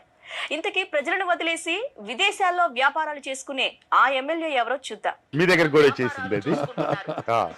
దీనికి మీ సమాధానం ఏంటి సార్? జగన్మోహన్ రెడ్డి గారు మరి 2 సార్లు పోయి బెంగళూరులో కూర్చున్నాడు, గాలికి వదిలేసి రాష్ట్రాన్ని, ఆయన నియోజకవర్గాన్ని ఏమనాలి. మరి ఆయన ఎలక్షన్ కాగానే లండన్ పోయాడు, ఏ వ్యాపారాల కోసం పోయాడు. సాక్షి దగ్గర అంతకంటే ఉందండి చెప్పడానికి. ఇప్పుడు నా కొడుకు అక్కడ బీబీఏ చదువుతా ఉన్నాడు 3 సంవత్సరాల నుంచి. వాడిది ఎడ్యుకేషన్ ఇప్పుడు అయిపోయింది, వాడు ఇప్పుడు వెనక్కి వచ్చేస్తున్నాడు. నేను నా కుటుంబంతో కలిపి వెళ్ళి, నేను నా వైఫ్ నా కూతురు వాడితో కలిసి నేను 5వ తారీఖు వెళ్ళాను. ఇది ఈ నెల 4వ తారీఖు రంగా గారి జయంతి కార్యక్రమం ఉంది. ఆ రోజు నేను వంగవీటి రాధా గారు ఇద్దరం కలిసి మైలవరంలో జయంతి కార్యక్రమం, ఇబ్రహీంపట్నం, కొండపల్లి ఎంత చేసి తర్వాత నేను 4 మధ్యాహ్నం నుంచి బయలుదేరి హైదరాబాద్ వచ్చి 5వ తారీఖు ఎర్లీ మార్నింగ్ బయలుదేరి నేను లండన్ వెళ్ళాను. లండన్లో అదే ఉన్నా. నాకు హైదరాబాద్లో రియల్ ఎస్టేట్ వ్యాపారం ఇప్పుడు 1991 నుంచి ఉంది. గుంటూరు దగ్గర ఇండస్ట్రీ ఉంది. ఈ తప్పించి నాకు ఎక్కడ గుంటూరు దగ్గర స్పిన్నింగ్ ఇండస్ట్రీ ఉందండి. అది ఎప్పుడో 2005లో మొదలెట్టాను. అది నెలబట్టి నడుస్తాను. 18 ఏళ్ళు అయింది ఇప్పుడు పెట్టి, దాదాపు 18 సంవత్సరాలు నిండు. తప్పించి ఎక్కడా లేదు. లండన్ నా కొడుకుని తీసుకొని రావడానికి వాడు 3 ఏళ్ళ చదువు పూర్తయింది. ఇక లండన్ వెళ్ళడం. వాడికి ఇంకోటి ఏంటంటే అపార్ట్మెంట్ ఈ నెలాఖరు దాకా ఉంది. ఎడ్యుకేషన్ ఇప్పటివరకు ఉంది కదా, ఆల్రెడీ రెంట్ కూడా కట్టి ఉంది, ఫ్రీ అకామిడేషన్ ఉంది. అందుకని చెప్పి వెళ్ళి ఒక 10-15 రోజులు ఉండి వాడి కాలేజీ ఎంత చూసి కొంచెం హాలిడే లాగా తీసుకొని వెనక్కి వస్తావాడు. దానికి లండన్లో వ్యాపారాలని, ప్రజలను గాలికి వదిలేసని. మీరు వెళ్ళిపోతే మీ క్యాడర్ అంతా మొత్తం మట్టి ఇసుక అంతా అమ్ముకుంటున్నారంటారా? ఇప్పుడు వర్షాలు పడ్డాయి, చెరువులన్నీ నిండిపోయి ఉన్నాయి, ఏట్లో ఇసుక ఎక్కడ తీసే పరిస్థితి, ఫ్రీ ఇసుక ఇస్తా ఉంది. ఇంకా అమ్మేదానికి ఎక్కడ ఉంటుంది? చెడు అంటాం, చెడు వినటం, చెడు చూడటం, చెడు చెప్పటమే సాక్షి పత్రిక, సాక్షి ఛానల్ పని. అంతకంటే వాళ్ళ నుంచి మనం ఏం చెప్పలేము. టీడీపీలో గతంలో కొంతమంది మీపై విమర్శలు చేశారు. అక్రమ మైనింగ్ సూత్రధారి మైలవరం వీరప్పన్. మరి ఈ వీరప్పన్ ఇప్పుడు టీడీపీలోకి వెళ్ళిపోయారు కదా, మరి ఇప్పుడు పునీతుడు అయిపోతారా? రాజకీయంగా దేవినేని ఉమామహేశ్వరరావు గారు నన్ను పెట్టి, మీరు చూస్తా అంటే ఆ వీరప్పన్ బొమ్మ కూడా ఉంది, అది ఫోటో కూడా ఫోన్లోనే ఉంది, చూపిస్తా కూడా. కొంచెం మితిమీరి రాజకీయాలు నేను ఎప్పుడూ చెప్పానండి. ఎప్పుడు ప్రజాబాహుళ్యంలోకి మనం అతిగా చొరబడకూడదండి. అసలు రాజకీయ వ్యవస్థలో మనం ఎంతమంది ఉంటాం? 2%, 3% ఉంటాం. ఇది కార్యకర్తల నుంచి ముఖ్యమంత్రి స్థాయి దాకా. కానీ మనం మన స్వార్థం కోసం, మన అవసరాల కోసం ఎదుటి వాళ్ళ మీద బుర్ర జల్తా లేనివి ఉన్నాయి. అప్పుడే తెలుగుదేశం పార్టీ ఆంతరంగికంగా ఒక సర్వే చేయించుకున్నారండి. అసలు రియాలిటీ ఏంటి, ఇక్కడ మట్టి తవ్వారా లేదనేది. అదంతా బోటకం అని పార్టీకి పూర్తి స్థాయి నివేదిక వెళ్ళింది. వాళ్ళ దగ్గర అవన్నీ వాస్తవాలు కావనే పూర్తి సమాచారం పార్టీ దగ్గర ఉంది.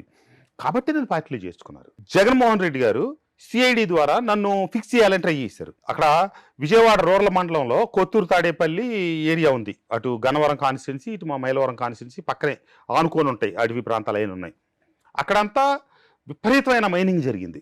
ప్రధాన పాత్ర మా పక్క జిల్లా గుంటూరు జిల్లాకు సంబంధించిన ఒక ఎంపీ. మంత్రి అయిన తర్వాత మా జోగి రమేష్. చెప్పండి సార్, ఎందుకు జోగి రమేష్ ఎంపీ ఎవరు అందరికి తెలుసండి. చెప్పండి సార్. జోగి రమేష్ ఆయన పేరు చెప్తున్నా, మీరు ఆ ఎంపీ పేరు చెప్పడానికి భయమా? భయమే లేదు. ఆ. నందిగం సురేష్ ఒకడు. ఓకే. ఇందాక మీరు నన్ను ప్రశ్నించారు ఒక ఆయన్ని. ఆ రోజున డైరెక్ట్ సీఎంఓలో కంప్లైంట్ ఇచ్చాను. వాళ్ళు ఇట్లా తొగి తీసుకెళ్తున్నారు, ఈ బురదంతా నానెత్తిన పడుతుంది, రోజు ఈ దేవినేని ఉమామహేశ్వరరావు వచ్చి నన్ను తిడుతున్నాడు. ఆయనకి తెలుసు. నేను ఇక్కడ ఒక విచిత్రమైన విషయం ఉందండి. అక్కడ తెలుగుదేశం పార్టీకి సంబంధించిన ఒక నాయకుడు ఉన్నాడు, జమలయ్య అని ఒక ఎస్సీ లీడర్. అతను ఎన్జిటి దగ్గర నుంచి అన్నిటికీ కోర్టులో కేసులు వేసి దాని మీద పోరాటం చేస్తా ఉన్నాడు. ఈ దేవినేని ఉమామహేశ్వరరావు లాంటి వాళ్ళు రాజకీయ నాయకులు వెళ్ళి ఊరికి ప్రెస్ మీట్లు పెట్టి ప్రెస్ లో కనిపించే వరకు తప్పితే రియల్ పోరాటం చేస్తుంది అతను ఒకడే. అప్పటికి ఇప్పటికి నేను తెలుగుదేశంలోకి వచ్చాక అతను నన్ను కలిశాడు. సరే, నేను అడిగా అతన్ని, జమలయ్య నేను ఎప్పుడన్నా మట్టి దవ్వాను అక్కడ మీ ఊరు పరిధిలో, మీ తెలుగుదేశం వాళ్ళు నా మీద ఎందుకు అట్లా బురద చెల్లారన్నా. సార్ నేను 5 ఏళ్ళు పోరాటం చేశా, వందలాది ప్రెస్ మీట్లు పెట్టి అన్ని పేపర్ క్లిప్పింగ్ పెద్ద ఫైల్ పట్టుకొని వచ్చాడు. దీంట్లో ఎక్కడన్నా మీ పేరు ఒకసారి చెప్తే చూడండి సార్. ఇన్ని కోర్టులో నేను కేసులు వేసా, ఎన్జిటి కంప్లైంట్ ఇచ్చా, దాంట్లో మీ పేరు పెట్టాను చూపించండి సార్. నందిగం సురేష్ పేరు పెట్టా, జోగి రమేష్ పేరు పెట్టా, ఈయన పేరు పెట్టా, ఈ పేర్లని పెట్టా, మీ పేరు పెట్టలేదు సార్ అన్నాడు. ఎందుకని పెట్టలేదు? మరి మీ ఉమా గారు నన్నే తిట్టేవాడు, రాజకీయంగా ఆయన తిట్టేవాడు సార్, మీరు అక్కడ లేరని నాకు తెలుసు అందుకని నేను మీ పేరు పెట్టలేదు అన్నాడు. ఇప్పుడు కూడా అతను కేసుల్లో కొట్లాడుతూనే ఉన్నాడు అండి. అట్లా ఆ మట్టి అంతా తీసుకుపోతే ఈయన వచ్చి నన్ను తిడతా ఉండేవాడు. ఇవన్నీ రియాలిటీకి తెలుసండి. ఇప్పుడు ఈ రోజున గ్యారెంటీగా వాటన్నిటి మీద ఎన్జిటిలో ఉంది అది కేసు, ఓపెన్ అప్ అవుద్ది. ఖచ్చితంగా వాళ్ళకి తప్పు చేసిన వారు శిక్ష వాళ్ళకి పడక అసలు ఎట్టి పరిస్థితుల్లో వాళ్ళు దొరికిపోతారండి. పరిపాలన పట్ల ఇప్పుడు మీ ముద్ర ఉండబోతుందా, గతంలో లాగా మీ బామర్ది పోసాని కోటేశ్వరరావు గారి ముద్ర ఉండబోతుందా? అసలు సంబంధం లేదండి. అప్పుడు కూడా అదే విమర్శలే కదా. ఇప్పుడు మళ్ళా కూడా ఆయనే అంటే కాంట్రాక్టర్ విషయంలో అయితేనేమి, బదిలీల విషయంలో అయితేనేమి, సిఫారసుల విషయంలో ఏమి లేదు, పోసాని కోటేశ్వరరావు సంబంధమే లేదు. ఇప్పుడు అప్పుడు ఏంటంటే దేవినేని ఉమామహేశ్వరరావు గారు ఆయనకు ఒక 25 సంవత్సరాల నుంచి ఒక టీం ఉండిందండి, అన్నా ప్రసాద్ గారు అని చెప్పి. ఇప్పుడు మొన్న ఆయన కూడా నాకు మైలవరం కావాలన్నారు, తర్వాత ఆగిపోయారు. ఆయనకి చాలా మంది సన్నిహితులు ఉండేవాళ్ళు. రమణ గారి ద్వారా వచ్చిన మిత్ర బృందం అదంతా. నేను ఒక సందర్భంలో వాళ్ళ మిత్ర బృందాన్ని చూస్తూనే మా వాళ్ళతో అన్నా, నా దురదృష్టం ఇట్లాంటి మిత్రులు నాకు లేకపోవటం, దేవినేని ఉమామహేశ్వరరావు గారి దురదృష్టం ఇట్లాంటి మిత్రులు దూరం చేసుకోవటం అని.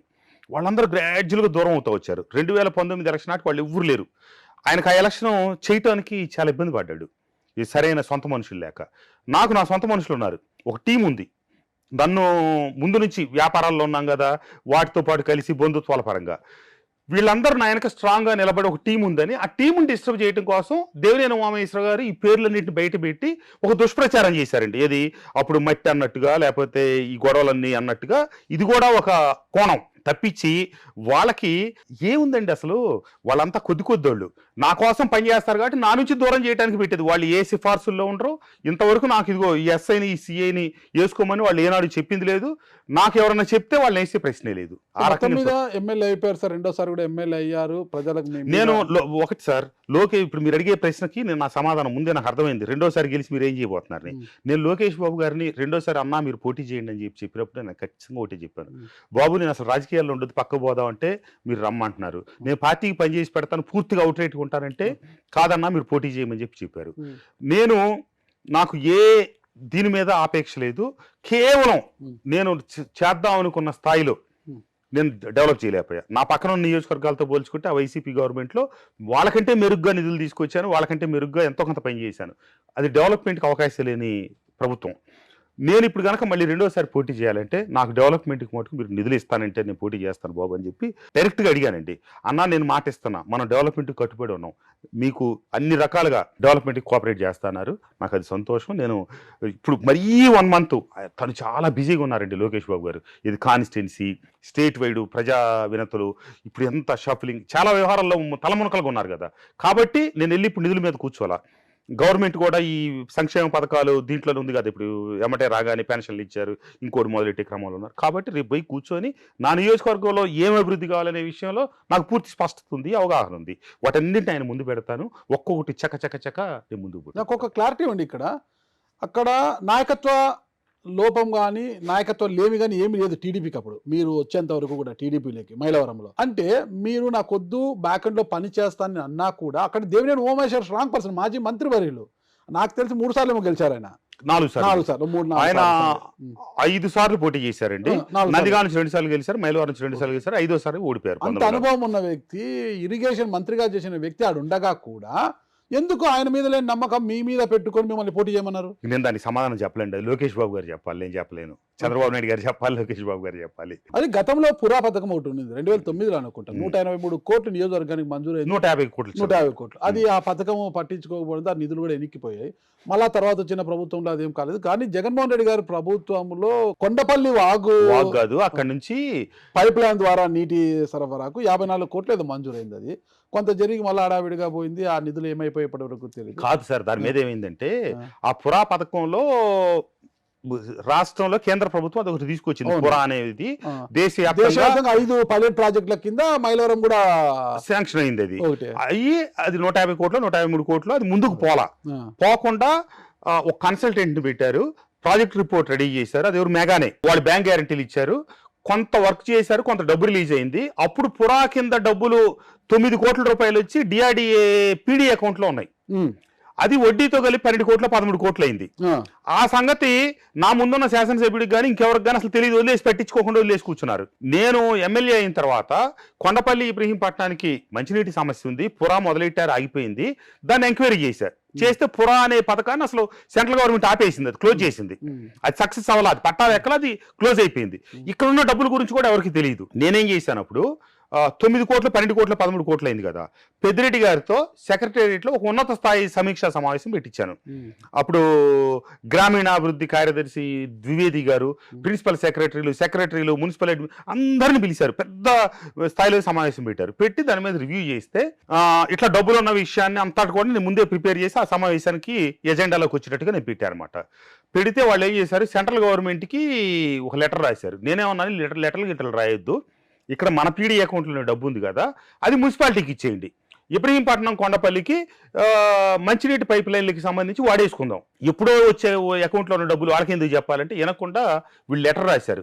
సెంట్రల్ గవర్నమెంట్ రూరల్ డెవలప్మెంట్ ఇండస్ట్రీకి లెటర్ రాస్తే వాళ్ళుంటే ఇది మా డబ్బు, ఏదో కారణాలతో ఆ ప్రాజెక్ట్ అయిపోయింది, ముందు ఆ డబ్బు వెనక్కి పంపించమన్నారు. ఈ పీడీ అకౌంట్ నుంచి ఆ 12 కోట్లు 12.5 కోట్లు ఢిల్లీకి వెళ్ళిపోయింది. ఆ రూపాయి కూడా వెనక్కి వెళ్ళిపోయింది, అది రాలా. తర్వాత మున్సిపాలిటీకి నేను సీఎం గారి దగ్గర జగన్మోహన్ రెడ్డి గారి దగ్గర 2-3 ప్రతిపాదనలు పెట్టాను, ఏది కార్యరూపం దాల్చలా. చివరికి మున్సిపల్ ఎలక్షన్లు వచ్చినప్పుడు నేను గట్టిగా పట్టుబడితే 55 కోట్లతో అమృత్ పాల్లో భాగంగా ఫేజ్ 2 ఏదో మున్సిపాలిటీలకి వర్తింపజేసే దాంట్లో అప్పుడు టెంటివ్గా శాంక్షన్ అయింది. అంటే సీఎంఓ నుంచి వెంటనే చెయ్యండి అని చెప్పి ఒక ఇది పంపించారు. మొన్న జస్ట్ బిఫోర్ ఎలక్షన్లకి నోటిఫికేషన్ రావడానికి ఒక వారం ముందు శాంక్షన్ అయినట్టుగా పంపించారనమాట. అది దాని మీద నేను ఒక 10 సార్లు ముఖ్యమంత్రి గారికి విజ్ఞాపన పత్రాలు ఇచ్చి తెగదు. ఎందుకంటే ఇబ్రహీంపట్నం కొండపల్లి 1,00,000 జనాభాతో కూడి అంత బిలో మిడిల్ క్లాస్ పీపుల్ ఉన్నారు కాబట్టి వాళ్ళకి సమయానికి నీళ్ళు ఇవ్వకపోతే కృష్ణానది పక్క నుండి ఇబ్బంది పడుతున్నారని గుర్తించింది. అదేమైనా పట్టాలు ఎక్కలేదు, అంతతో టెండర్ల దేశంలోనే అయిపోయింది. ఇప్పుడు మొన్న గవర్నమెంట్ రాగానే కూడా నేను ఈఎన్సీ గారితో ఎంత మాట్లాడటం జరిగింది. ఆ టెండర్ కండిషన్స్ మళ్ళీ మారుస్తున్నారు. మార్చి వచ్చే నెలలో టెండర్లు పిలిపించి అత్యంత వేగంగా కొండపల్లి మున్సిపాలిటీకి ఇంటింటికి కుళాయి ఇప్పించేదానికి కార్యాచరణలో ఉన్నానండి. జనసంఘ మీటింగ్ లో కూడా కేంద్ర ఢిల్లీకి వెళ్ళి పవన్ కళ్యాణ్ గారు కలిసారు. ఇంటింటికి కుళాయి, మంచినీటి కుళాయి కనెక్షన్, జలజీవన్ మిషన్ సంబంధించి భారతదేశంలో దాన్ని వాడుకోకుండా వదిలేసిన రాష్ట్రం ఆంధ్రప్రదేశ్ అండి. దేశంలో అన్ని రాష్ట్రాలు వాడుకున్నాయి. కేంద్ర మంత్రి గారే స్వయంగా చెప్పారు, ఈ విషయంలో దేశం మొత్తంలో ఆంధ్రప్రదేశ్ దీన్ని పూర్తిగా వదిలేసి పక్కన పెట్టేసి అసలు దాన్ని వాడుకోకపోవటం.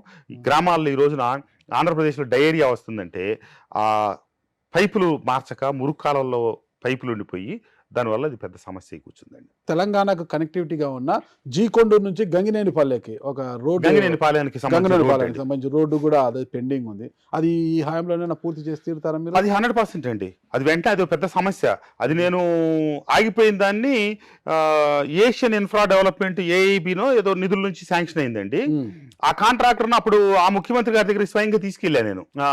నేను చివరిలో పోటీ చేయను ఈ పనులు అవ్వకపోతే అని చెప్పి నేను కొన్ని ముఖ్యమంత్రి గారి కండిషన్ లాగా ఇచ్చాను. వాటిలో ఆ రోడ్డు ఒకటి. ఆ కాంట్రాక్టర్తో మాట్లాడి పిలిపించి మీరు ఎంత కొంత రిలీజ్ చేయండి అని చెప్పారు. ఏమి కాంట్రాక్టర్ని తీసుకెళ్ళా సీఎంఓకి. తీసుకెళ్తే అసలు కలవటానికి కుదరలా, కల్పించడానికి కుదరలా. వాళ్ళ దృష్టిలోకి మళ్ళీ పెట్టాను. కొంతవరకు జరిగింది కదా గ్రావెల్ అది. నేను ఆ కాంట్రాక్టర్ తో మాట్లాడి ఒక కలవర్ట్లు 100 చిల్లర ఉన్నాయండి. దాంట్లో దగ్గర 100 కలవర్ట్లు అయినాయి. ఒక 3 బ్రిడ్జ్లు ఎన్నో అంటే 1-2 అయినాయి, ఇంకోటి కాకుండా ఆగి ఉన్నాయి అనమాట. అతను 9 కోట్లు 10 కోట్లు వర్క్ చేశారండి. ఆయనకు 10 పైసలు కూడా బిల్లు ఇవ్వాల. ఆయన ఏం చెప్పారంటే నాకు 4 కోట్లు 5 కోట్లు ఇప్పించండి, టోటల్ వర్క్ కంప్లీట్ చేస్తాను, దెన్ ఫైనల్ బిల్లు అప్పుడు నేను తీసుకుంటానని చెప్పారు. అసలు అది 750 కోట్లకు గాను స్టేట్ వైడ్గా ఈ ప్రాజెక్ట్ కింద అప్రూవ్ అయినట్లో ఒక 50 కోట్లు 100 కోట్ల లోపో లేదా 150 కోట్లు మొత్తం మీద అక్కడ కొద్ది పనులు చేశారు. ఇప్పుడు అసలు ఆ బ్యాంకే ఆపేసింది అది. ఇప్పుడు మళ్ళీ ఈ ప్రభుత్వం దాన్ని ముందుకు తీసుకెళ్లాలనే ప్రయత్నంలో ఉంది. తీసుకెళ్తే ఆ పనులన్నీ పూర్తవుతాయండి. అంటే ప్రజలు మీ మీద నమ్మకం పెట్టుకొని గెలిపించారు కాబట్టి వాళ్ళ రుణం తీర్చుకోవాల్సిన బాధ్యత మీ ఉంది సార్. ఆ రోడ్డు ఎట్లయినా చేపిస్తాను. అదే కాదు, ఈ గవర్నమెంట్ లో డబ్బులు అసలు ఇవ్వట్లేదు, పట్టించుకోవట్లేదని మా దగ్గర ఇంకోటి కందులపాడు అని చెప్పి అక్కడ నుంచి జీకొండూరు, మైలవరం, రెడ్డిగూడెం 3 మండలాలను కలిపే మెయిన్ రోడ్డు ఒకటి ఉంది. ఆ రోడ్లో ఒక భాగాన్ని విజయవాడకి వెళ్ళలేదు. నేను అప్పుడు కాంట్రాక్టర్లు పట్టుకుని పూర్తి చేశాను. రెండో పక్క స్టేట్ గవర్నమెంట్లో డబ్బు లేదని చెప్పి central government central road development fund అని చెప్పి ఉందండి. దాంట్లో పెట్టి స్టేట్లో మొత్తం మీద 2 or 3 రోడ్లు శాంక్షన్ అయితే ఒకటి నేను చేయించుకొచ్చా 45 కోట్లకి, దాదాపు 50-60% డిస్టెన్స్. అది స్టేట్ గవర్నమెంట్ ముందు వర్క్ చేయించాలి, సెంట్రల్ గవర్నమెంట్ మొత్తం రీఎంబర్స్ చేస్తుంది, మొత్తం వాళ్ళదే డబ్బు. దానికి కూడా కాంట్రాక్టర్ ఎవడో ముందుకు రాని పరిస్థితి. టెండర్లు వేసి మేము చేయమని కూర్చున్నారు. ఎందుకంటే మేము పాత వర్కులు చేసాం, వాటికి బిల్లులు రాక ఆగిపోయినాయి, మేము ముందుకు పోం. ఆ కాంట్రాక్టర్ గారి విషయం కూడా ముఖ్యమంత్రికి జగన్మోహన్ రెడ్డి గారు ఆనాడు దృష్టిలో పెట్టారు. మీరు ఎంతో కొంత ఇవ్వకపోతే ఆ రోడ్డు ఎట్లా అవుద్ది, రోడ్డు అవ్వకపోతే అసలు ప్రజల ముందుకు పోయి మనం ఓట్లు ఎట్లా అడుగుతాం, ఏ మొహం పెట్టుకుని అడుగు. ఇంత లోతు గుంటలండి. నా ఎలక్షన్లో అప్పుడు తిరిగిన కారు 11.5 లక్షలు అయిందండి రిపేర్ చేయించడానికి. అమ్మతోడు ఒట్టు, నా బిల్లే చూపిస్తాను మీకు. అది రోడ్ల పరిస్థితి. చిన్న కామెంట్ ఉంది సార్ మీ మీద. ఈరోజు టీడీపీకి మీరు వచ్చిన మైలవరము, కొండపల్లి, ఇబ్రహీంపట్నం ఈ 3 ప్రాంతాల్లో, కొండపల్లి ఇబ్రహీంపట్నం అనేది ఒక మున్సిపాలిటీ అండి. ఇబ్రహీంపట్నం కొండపల్లి ఏరియాలలో అప్పట్లో కొంతమందిని అంటే మీ వాళ్ళ పేర్లపైన మీరు కాంట్రాక్ట్ వర్కులు చేయించారు, బిల్లులు ఇంకా రాలేదు, బట్ అయితే వాళ్ళు ఇప్పటికీ వైసీపీలోనే ఉన్నారు, మీరేమో టీడీపీలోకి వచ్చారు అని అంటున్నారు. మరి ఆ పరిస్థితి ఏంటి అసలు? వాళ్ళేమో వైసీపీలో ఉంటే వాళ్ళ పేరు మీద చెప్పాను కదా సార్. ఇప్పుడు జగన్మోహన్ రెడ్డి గారు వైసీపీ క్యాడర్ తో 10 ఏళ్ళు పని చేయించుకున్నారు. అధికారంలోకి వచ్చాక అప్పుడే పార్టీకి పెట్టుబడి పెట్టించారు, అధికారంలోకి వచ్చాక ప్రభుత్వానికి పెట్టుబడి పెట్టించారు. పనులు చేసిన వాళ్ళకి బిల్లులు రాని మాట నిజమే, ఇప్పుడు కూడా రాని మాట నిజమే. దానికోసం నేను ఎన్ఆర్జీఎస్ ఆఫీస్కి ఒక 20 సార్లు వెళ్ళి ఉంటా, కమిషనర్లు వాళ్ళని ఒక 10-15 సార్లు కలిసి ఉంటాను. అది కాదు ఆరోపణ, పనులు చేసిన వారంతా మీ బినామీలు, వాళ్ళ పేర్ల పైన మీరు చేశారు అంటే వాళ్ళు చేసినట్టుగా. నేనే వర్క్ చేయలేదు, నాకు ఏ రూపాయి ఆగల, నాకు ఏ వచ్చిన బాధ లేదండి. కేడర్కే ఆగి అసలు నేను 1 రూపాయి చేయలేదు. నేను ఎప్పుడు కాంట్రాక్టర్ కాదు, అంత చిల్లర ఏరుకునే పరిధిలో స్థాయిలో నేను లేను. అంత పెద్దదే అంటే అసలు నాకు అట్టగా సార్. హైదరాబాద్లో 1991లో నేను రియల్ ఎస్టేట్ వ్యాపారం మొదలెట్టాను సార్. నేను మురళీమోహన్ గారు ఇద్దరం కలిపి మొదలెట్టాము.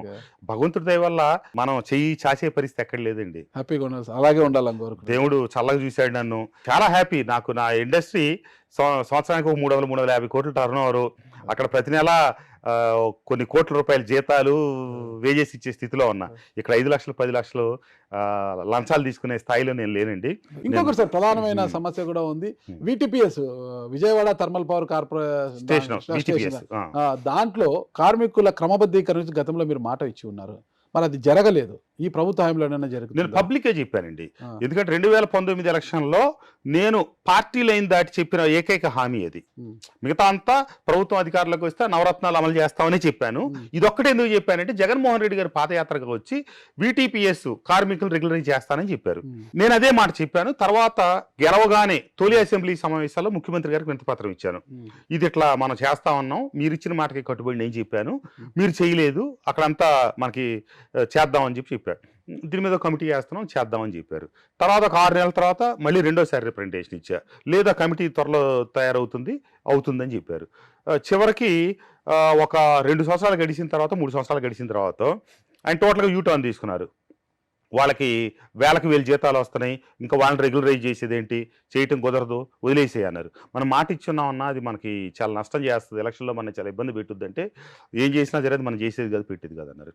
నేను ఎలక్షన్లో వచ్చి అదే చెప్పాను. 2019 ఎన్నికల్లో మిమ్మల్ని రెగ్యులరైజ్ చేస్తానని మాట ఇచ్చాను. జగన్మోహన్ రెడ్డి గారు నేను ఇచ్చిన రిప్రజెంటేషన్స్ నా దగ్గర ఉన్నాయండి, అది అఫీషియల్గానే ఇచ్చాను. నేను చేయను అన్నాడు, నేను చేయగలిగేది కాదు కదా. ఆయన పాదయాత్రలో చేస్తా అన్న మాటకు కట్టుబడి నేను మీకు హామీ ఇచ్చాను, ఆయన చేయలేదు. మరి నేను చేయగలిగేదే ఉంది, నేను మీకు ఇచ్చిన హామీని నెరవేర్చలేకపోయేది, నన్ను క్షమించండి అని చెప్పాను. ఓకే సార్, ఫైనల్గా ఒకటే సమస్య, చాలా విమర్శలు గతంలో వచ్చాయి కదా, థర్మల్ పవర్ స్టేషన్ నుంచి వచ్చే బూడిద తరలింపు. ఎవరు అధికారంలో ఉంటే వారు ఆ బూడిదను అక్కడ ఉచితంగా వచ్చిన ఇక్కడ అమ్ముకుంటున్నారు, గతంలో మీరు కూడా అమ్ముకుంటున్నారు, రోడ్లకు అంతా కూడా కాంట్రాక్ట్లకు అంతా అమ్మేస్తున్నారు, పెద్ద పెద్ద విమర్శలు వచ్చాయి. ఏంటి దాని పరిస్థితి? ఇప్పుడు అక్కడ ఎక్విప్మెంట్ సరిగ్గా లేకోకుండా ఆ బూడిదంతా కూడా ఒక పొగమంచులాగా ఆ ప్రాంతం అంతా కమ్ముకుపోయి ప్రమాదాలు జరుగుతున్నాయి, వాహన చోదకులు అంతా కూడా ఇబ్బంది పడుతున్నారు అంటున్నారు కదా, వాటి పరిస్థితి ఏంటి సార్ అసలు? కరెక్ట్గా చెప్తాం మీకు 2 ముక్కల్లో. VTPS పెట్టిన తర్వాత పొల్యూషన్ లో భాగంగా వచ్చిన ఒక వేస్ట్ కదా, థర్మల్ స్టేషన్ మెడిసిన్ వచ్చిన బూడిది కదా, దాన్ని న్యాచురల్ గా డిస్పోజ్ చేయడం కోసం సెంట్రల్ గవర్నమెంట్ కొన్ని గైడ్ లైన్స్ ఉన్నాయండి. ఎన్ని సెంట్రల్ గవర్నమెంట్ పరిధిలోకి వచ్చి దాన్ని వదిలేయకుండా ఏదో రకంగా యూటిలైజ్ చేసుకోవాలి. ఆ దాంట్లో నుంచి వచ్చినాయే ఈ బ్రిక్స్ అనేది. తర్వాత ఏంటంటే రోడ్ కన్స్ట్రక్షన్స్ లో కూడా వాడటం మొదలెట్టారు. VTPS చరిత్రలో దాన్ని అమ్మటం అనేది ఎప్పుడు లేదు. దానికి కావాల్సిన వాళ్ళకి ట్రాన్స్పోర్ట్ చేయటమే. ఎఫెక్టెడ్ విలేజెస్ 10 గ్రామాలు 12 గ్రామాలు చుట్టుపక్కల ఉన్నాయండి. వాళ్ళందరూ సెల్ఫ్ ఎంప్లాయ్మెంట్ కింద లారీలు కొనుక్కొని అక్కడ ఉచితంగా VTPS లోడ్ చేస్తుంది, తీసుకెళ్లి ఇటుక పట్టిన వాళ్ళకి వాళ్ళు అమ్ముకుంటారు. ఇది అనాదిగా జరుగుతుంది. అక్కడ నుంచి ఫ్రీ ఆఫ్ కాస్ట్ యాష్ బయటికి వెళ్ళటమే. యాష్ అనేది బయటికి వెళ్ళకుండా ఒక 4 రోజులు ఆగితే VTPS అనేది ఆగిపోద్ది. యాష్ డిస్పోజ్ అవ్వకుండా అది ఎట్లా నడుస్తుంది? అయిపోవాలి కదా, అది కంటిన్యూస్ పోవాలి. యాష్ లో 2 భాగాలు, ఒకటి లోపల డ్రై యాష్ వస్తుంది, రెండోది పాండ్లోకి వస్తుంది, అది వెట్ యాష్ అనమాట. లోపల ఉండేది సిమెంట్ ఫ్యాక్టరీలకి ట్యాంకర్లు ఉంటాయండి, హైవే మీద కనిపిస్తుంటాయి పెద్ద పెద్ద ట్యాంకర్లు, అవి నేరుగా లోడ్ చేసుకుని వెళ్ళిపోతాయి, అది ఎవరికి తెలియదు. ఈ పాండ్లో ఉన్నదే బ్రిక్ మ్యానుఫ్యాక్చరింగ్ కి లేదా రోడ్లకి వీటికి ఫిల్లింగ్లకి వీటికి వెళ్తుంది అనమాట. దీని విషయంలో జగన్మోహన్ రెడ్డి గారు, నేను సూటిగా చెప్తున్నా, పాయింట్ బ్లాంక్ లో చెప్తున్నా, 0.01% కూడా దీంట్లో తప్పులేదు. ఫస్ట్ టైం ఇన్వాల్వ్ అయ్యి రాజమండ్రి రాజానగరం ఎమ్మెల్యే జకంపూడి రాజా గారు తమ్ముడికి గణేష్కి లోడింగ్ చేసుకోవటానికి పర్మిషన్ ఇప్పించారు. ఎప్పుడు ఒక సంవత్సరం క్రితం. అతను ఏం చేశాడు, మిషన్లు తీసుకొచ్చి పెట్టి ఫస్ట్ టైం. ఇప్పుడు ఏమవుతుంది, ఈ లారీలన్నీ ఒక క్యూలో ఉంటాయండి. ఒక్కొక్క లారీ ఒకసారి వచ్చి లోడ్ చేసుకోవడానికి 24 గంటలు 48 గంటలు పడుతుంది. అన్ని లారీలు ఉంటాయి, అంత పెద్ద క్యూ ఉంటుంది, 300-400 లారీలు ఉంటాయి. కంటిన్యూస్ 24 గంటలు లోడ్ చేస్తానంటే పోతానే ఉంటాయి. ఇతను వచ్చి ఏం చేశాడు, ఒక 2 మిషన్లు పెట్టాడు. పెట్టి ఆ వాటితో సంబంధం లేదు, నేను లారీకి 2000 3000 ఇస్తే లోడ్ చేస్తా అని చెప్పి క్యాష్ కౌంటర్ ఓపెన్ చేశాడు. అది లోడ్ చేయటం అతనికి ఎందుకు ఇచ్చారు, ఎలక్షన్లో ఖర్చు పెట్టేసి ఆర్థికంగా నష్టపోయాడు, నేను ఫైనాన్షియల్గా ఇబ్బందిగా ఉన్నానని చెప్తే వాళ్ళ కుటుంబానికి ఇక్కడ ఈ ఏర్పాటు. అసలు VTPS పుట్టిన తర్వాత రూపాయి తీసుకొని లోడింగ్ చేయటం అనే ప్రాసెస్ ఫస్ట్ టైం అక్కడ స్టార్ట్ అయింది 1 year బ్యాక్. నేను ఎమ్మటే గొడవ స్టార్ట్ అయిపోయింది. అది ఇప్పుడు ఎఫెక్టెడ్ విలేజెస్ వాళ్ళు ఇప్పుడు ఆ క్యూలో ఉండే లారీలో ఉంటారు కదా, వాళ్ళ తొందరగా వ్యాపారం చేసుకుని అనుకున్న వాళ్ళు ఏం చేశారు, ఇక్కడ వచ్చి పోసుకో డబ్బుతో కొంటాం తీసిపెట్టి అక్కడక్కడ తిప్పుతున్నారు. క్యూలో ఫ్రీగా పోసుకునే అనాదిగా 40 ఏళ్ళ నుంచి ఉన్న వాళ్ళు లోడింగ్ కావట్లా వాళ్ళకి, ఇక లేకపోతే వీళ్ళకి కొంటలా ఎవరు ఇస్తే వాళ్ళకి వెళ్ళగాని ఎక్కడో ఉన్న తూర్పుగోదావరి జిల్లా రాజానగరం క్యాండిడేట్ కూడా ముఖ్యమంత్రి గారి నిర్ణయం. సరే, ఇంకా ఇక్కడ ఉంది కొంత చెప్తా, మీరు చేసుకోండి. నేను ఈ విషయాన్ని పెద్దిరెడ్డి గారి దృష్టిలో పెట్టాను. సార్, అసలు VTPS చరిత్రలో ఎప్పుడు ఇది ఇట్లా ఈ అమ్మకాలు కొనుగోళ్ళు అనేది లేదు, ఫస్ట్ టైం ఇట్లా పెట్టడం, నా నియోజకవర్గంలో పెట్టడం, దాదాపుగా 55,000 ఓటర్లు ఉన్నటువంటి VTPS ఇబ్రహీంపట్నంలో పెట్టడం నాకు చాలా ఇబ్బంది. వాళ్ళు పెట్టారు కదా అని చెప్పి ఘాటికాడు నక్కలా కాసు కూర్చున్న జోగి రమేష్ ఉన్నాడు, తను పెట్టాడు మిషన్లు తీసుకొచ్చి. ఈ సందులో సందు అని చెప్పి వీళ్ళు పెట్టారు కదా అని చెప్పి ఇంకెవడో రికమెండ్ చేయించుకొని ఇంకొకటి పెట్టాడు, పెద్దిరెడ్డి గారికి సంబంధించిన ఎవరో మనుషులు అట్టుకుంది. ఇట్లా వాళ్ళు కలిసి ఒక 60 డజన్ మిషన్లు గెలిసిపోయినాయండి. నేను పెద్దిరెడ్డి గారికి కంప్లైంట్ చేస్తే పెద్దిరెడ్డి గారు నువ్వు మిథున్తో మాట్లాడన్నారు. నేను మిథున్ రెడ్డి గారితో మాట్లాడాను. అన్న, ఇది నాకు చాలా రాజకీయంగా నష్టం, వీళ్ళు ఏం చేయటం మొదలెట్టారు, ఇక సొంత చేతిలో మిషన్లు ఉన్నాయి కదా లోడ్ చేయటం. జోగి రమేష్ వాళ్ళు ఇబ్రహీంపట్నం చుట్టూ ఎక్కడ ఖాళీ స్థలం దొరికితే అక్కడ కుప్పలు పోసి పెట్టి వాటిని మళ్ళీ కొద్దిగా అక్కడ టైట్ అయినప్పుడు ఇక్కడ మళ్ళీ ఇంకెక్కువ రేటుకి అమ్మటం మొదలెట్టారు. ఇదేమవుతుంది, తడిది తీసుకొచ్చి అక్కడ పోస్తే ఒక వారానికి ఆరిపోయి గాలి వచ్చినప్పుడు దుమ్ము లేగుస్తూ ఉంది. రోడ్డు మీద వెళ్ళేదంతా పడి గాలికి ఇదంతా రోడ్డు మీద దుమ్ము లేగుస్తుంది. మీరు ఇందాక అన్నారు కదా అంతా డస్టీగా అయిందని, అట్లా డస్టీ కండిషన్స్ వచ్చినాయి. నేను పెద్దిరెడ్డి గారికి చెప్పాను. అప్పుడు మిథున్ రెడ్డి గారితో మాట్లాడమన్నారు. మాట్లాడితే ఆయన ఒకటే చెప్పారు, ఒక్క జక్కంపూడి రాజాకి ఇవ్వమని ముఖ్యమంత్రి గారు చెప్పారు, దాన్ని అయితే నేను ఆపలేనన్నా, అదైతే నడవాల్సిందే, మిగతా ఏమైతే ఉన్నాయో అన్నీ మీరు మూపించండి అని చెప్పారండి. అయ్యే ఉన్నాయి వద్దని, వాటి విషయంలో బట్టి నేనేం చేయలేనని చెప్పారు. అయ్యి ఆపపోతే వీళ్ళు ఆపరని చెప్పి ఈ విషయాన్ని వెళ్ళి నేను ధనుంజయ రెడ్డి గారికి చెప్పాను, మిగతా నాయకులకు కూడా చెప్పాను. నేను ఎవరూ పట్టించుకోవాలా. ఇక అదంతా చాలా వికృతంగా మారిపోయింది. ఎలక్షన్ మొన్న ప్రాసెస్ జరుగుతుంది చూసారా, ఇది నోటిఫికేషన్ కూడా వచ్చింది, ప్రచారం కూడా మొదలైంది. అప్పుడు దాకా జోగి రమేష్ అమ్ముతానే ఉన్నాడు. ఆ మధ్యలో ఇక నేను మా తెలుగుదేశం నాయకులు వెళ్ళి సీఈతో కొట్లాడితే సీఈతో నేను ఫోన్ చేసి ఒకటే మాట్లాడాయండి, VTPS 40 ఏళ్ల చరిత్రలో ఇంత జుగుప్సాకరమైనటువంటి వ్యవహారం ఎప్పుడు జరగలేదు సిఈ గారు. మీరు కాల్ రికార్డు కూడా చేసుకోవచ్చండి. మీకు నేను ఎన్నిసార్లు ఫోన్ చేశాను, జోగి రమేష్ ఎన్నిసార్లు ఫోన్ చేశాడని, నేను లోకల్ ఎమ్మెల్యేని, నేను ఆపమంటే మీరు ఆపట్లేదు అంటే ఆయన ఊరుకోవట్లేదు సార్. మినిస్టర్ కదా. ఇక చివరిలో వాళ్ళందరూ కూడా పోయారండి. జోగి రమేష్ ఒక్కడే అమ్మటం మొదలెట్టాడు. జక్కంపూడి గణేష్ కూడా వెళ్ళిపోయారా? చివరి నెల రోజులు వెళ్ళిపోయినట్టున్నాడు. చివరి నెల 2 నెలలు వెళ్ళిపోయినట్టున్నాడు. మొత్తానికి జోగి రమేష్ ఉన్నాయి కదా? మటుకు ఎలక్షన్ ప్రచారం జరుగుతుంది కదా, అది జరిగి ఆల్మోస్ట్ పోలింగ్ అయ్యే వరకు కూడా నడుస్తూనే ఉంది. పోలింగ్ అయ్యాక ఆపాం. ఓకే. ఇప్పుడు ఆ క్యాష్ మిషన్లు అన్ని లాగి బయటపడేసామండి. మొత్తం ఇప్పుడు మళ్ళా లేదు, అంత ఫ్రీ లోడింగ్. ఇప్పుడు మీ ప్రభుత్వం మీరు అధికారంలోకి వచ్చారు కదా, ఇప్పుడు మళ్ళీ మీరేమైనా పెడతారు మిషన్లు? సార్ నా 4 సంవత్సరాల పీరియడ్ కూడా లేదు సార్, చివరి సంవత్సరం పీరియడే ఇది ప్రాసెస్. ఇప్పుడు అధికారంలోకి వచ్చారు, మీ వాళ్ళు గతంలో వాళ్ళు చేశారు కదా, మనం చేద్దాం. లేదండి, అది జరగదు. కొంతమంది మా నాయకులకి ఆలోచనలు ఉండొచ్చేమో. ఇప్పుడు నాకు ఇంకో సమస్య మొదలైంది. ఇప్పుడు అట్లా చివరి 14 నెలలు 15 నెలలు వాళ్ళు అమ్మారు కదా, ఎక్కడెక్కడో మంత్రుల దగ్గరికి, ఎక్కడెక్కడ ఎమ్మెల్యేల దగ్గరికి వెళ్తాం. ఈ లోతులు వాళ్ళందరికి తెలియవు ఇట్లా అనుకోని. అప్పుడు మిషన్లు పెట్టారు కదా, మేము మిషన్లు పెడతామని ఎమ్మడబడుతున్నారు. ఇప్పుడు తలబొట్టు కూర్చున్నా, వాళ్ళకేమో వెళ్ళి ఇప్పుడు విషయాలు చెప్పుకోవటం ఏమవుతుంది, వెళ్ళి మేము మిషన్ పెట్టుకుంటామని అడుగుతున్నారు పైన ఎక్కడో. వాళ్ళు ఏమంటే సీఈకి ఫోన్ చేసి మిషన్ పర్మిషన్ ఇవ్వండి అని చెప్తున్నారు. వీళ్ళేమో క్యాష్ వసూలు చేసేది వీళ్ళు అనుకుంటున్నారు, వాళ్ళు అనుకుంటున్నారు ఫ్రీగా లోడింగ్ చేయడానికి మిషన్ పెట్టుకుంటారేమో వాళ్ళు అనుకుంటున్నారు. ఇదంతా ఒక చికాకు వాతావరణం వచ్చింది. ఇప్పుడు మీరు ఉమా గారు ఒక వర్గంగా ఉన్నారు ఇక్కడ, మరి ఆ వర్గం లేదంటే నాకు తెలిసి అంత పార్టీయే. దేవినేని తరపున వెళ్ళి అక్కడ మిషన్లు పెడితే ఏం చేస్తారు మీరు? అది సాధ్యపడే విషయం కాదండి. నేను ఏమంటే లోకేష్ బాబు గారి దృష్టిలో పెడతాను. అది పెడితే మళ్ళీ ఇప్పుడు అక్కడ పొల్యూషన్ ప్రాబ్లం వచ్చేస్తుందండి. అక్కడ ఇప్పుడు వాళ్ళు ఒక రకంగా చెప్పాలంటే పేరుకి పరిశ్రమ వస్తుంది అనుకోని భూములు ఇచ్చారు. అప్పుడు ఎంత అంటే 5,000 10,000కి ఇచ్చారు భూములు. మొత్తం 5,000 10,000 లోపే 100 ఎకరాలు ఇచ్చేశారు. మా ప్రాంతానికి పరిశ్రమ వస్తే ఉద్యోగాలు వస్తాయని కొంతమంది వాళ్ళ కుటుంబాల నుంచి ఉద్యోగస్తులు తీసుకున్నారు. కానీ దీర్ఘకాలికంగా ఏం జరిగిందంటే 80 ఏళ్ళు బతికేవాళ్ళు 70 ఏళ్ళు, 70 ఏళ్ళు బతికేవాళ్ళు 60 ఏళ్ళకి చచ్చిపోయే పరిస్థితి. ఆ ఇబ్రహీంపట్నం చుట్టుపక్కల ఒక 10-15 కిలోమీటర్లు అదే పరిస్థితి. ఓ పక్క వాళ్ళు నానా బాధపడుతుంటే ఆ డస్ట్తో.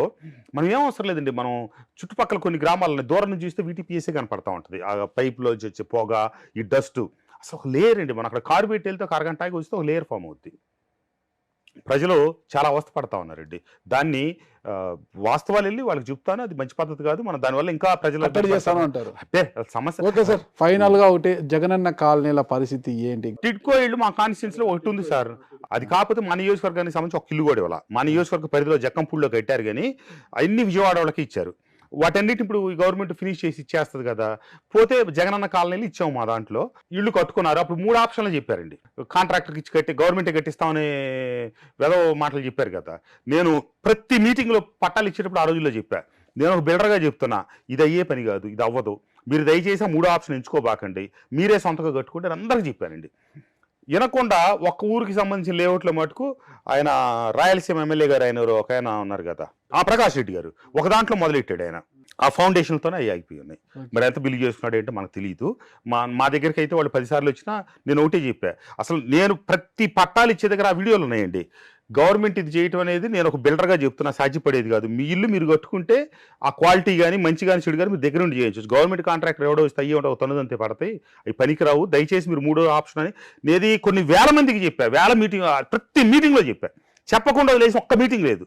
నన్ను అడిగారు జిల్లా అధికారులను కొంతమంది మా పార్టీ వాళ్ళు, సీఎం గారు చెప్తే మీరు వ్యతిరేకించి ఎట్ట చెప్తున్నారేంటని. సీఎం గారు ఎంత ఆలోచించి చెప్పాడో మనకు తెలియదు, కానీ దీనివల్ల పూర్తి నష్టం జరుగుద్ది. అసలు చికాకైంది. తర్వాత మేము పోయినప్పుడు కూడా మీరు 3 ఆప్షన్లు చెప్పారు, 3 ఆప్షన్ ఎందుకు తీసుకోరు, ఎందుకు గట్టించరు మాకు ఇళ్ళని డ్యామ్ డూమ్ అని డిమాండ్ చేసేవాళ్ళు. అమ్మాయి ఇచ్చేది 1,80,000, 1,80,000తో కట్టుకోగలిగితే కట్టుకోండి, లేకపోతే ఆగండి, మేమైతే కట్టించే సమస్య లేదని చెప్పేవాళ్ళు. అంటే మనం చేయలేని చెప్పి అనవసరంగా మాట పట్టమండి, చేయగలిగింది చేయటమే. అంటే కాలనీల పేరుతో కొన్ని స్థలాల కొనుగోళ్లు కూడా అక్రమాలు జరిగినప్పుడు పెద్ద ఎత్తున విమర్శలు కూడా వచ్చాయి కదా. మా దగ్గర అయితే అట్లేం జరగలేదండి. ఇబ్రహీంపట్నంలో ఒక లేఅవుట్, కొండపల్లి ఒక లేఅవుట్. ఇబ్రహీంపట్నం ఏమో గవర్నమెంట్ ల్యాండ్, సీలింగ్ ల్యాండ్, అక్కడే మేము కొన్నది కాదు. కొండపల్లికి సంబంధించి ఏమో కొన్న ల్యాండ్, అది రైతులకే నేరుగా వెళ్ళి.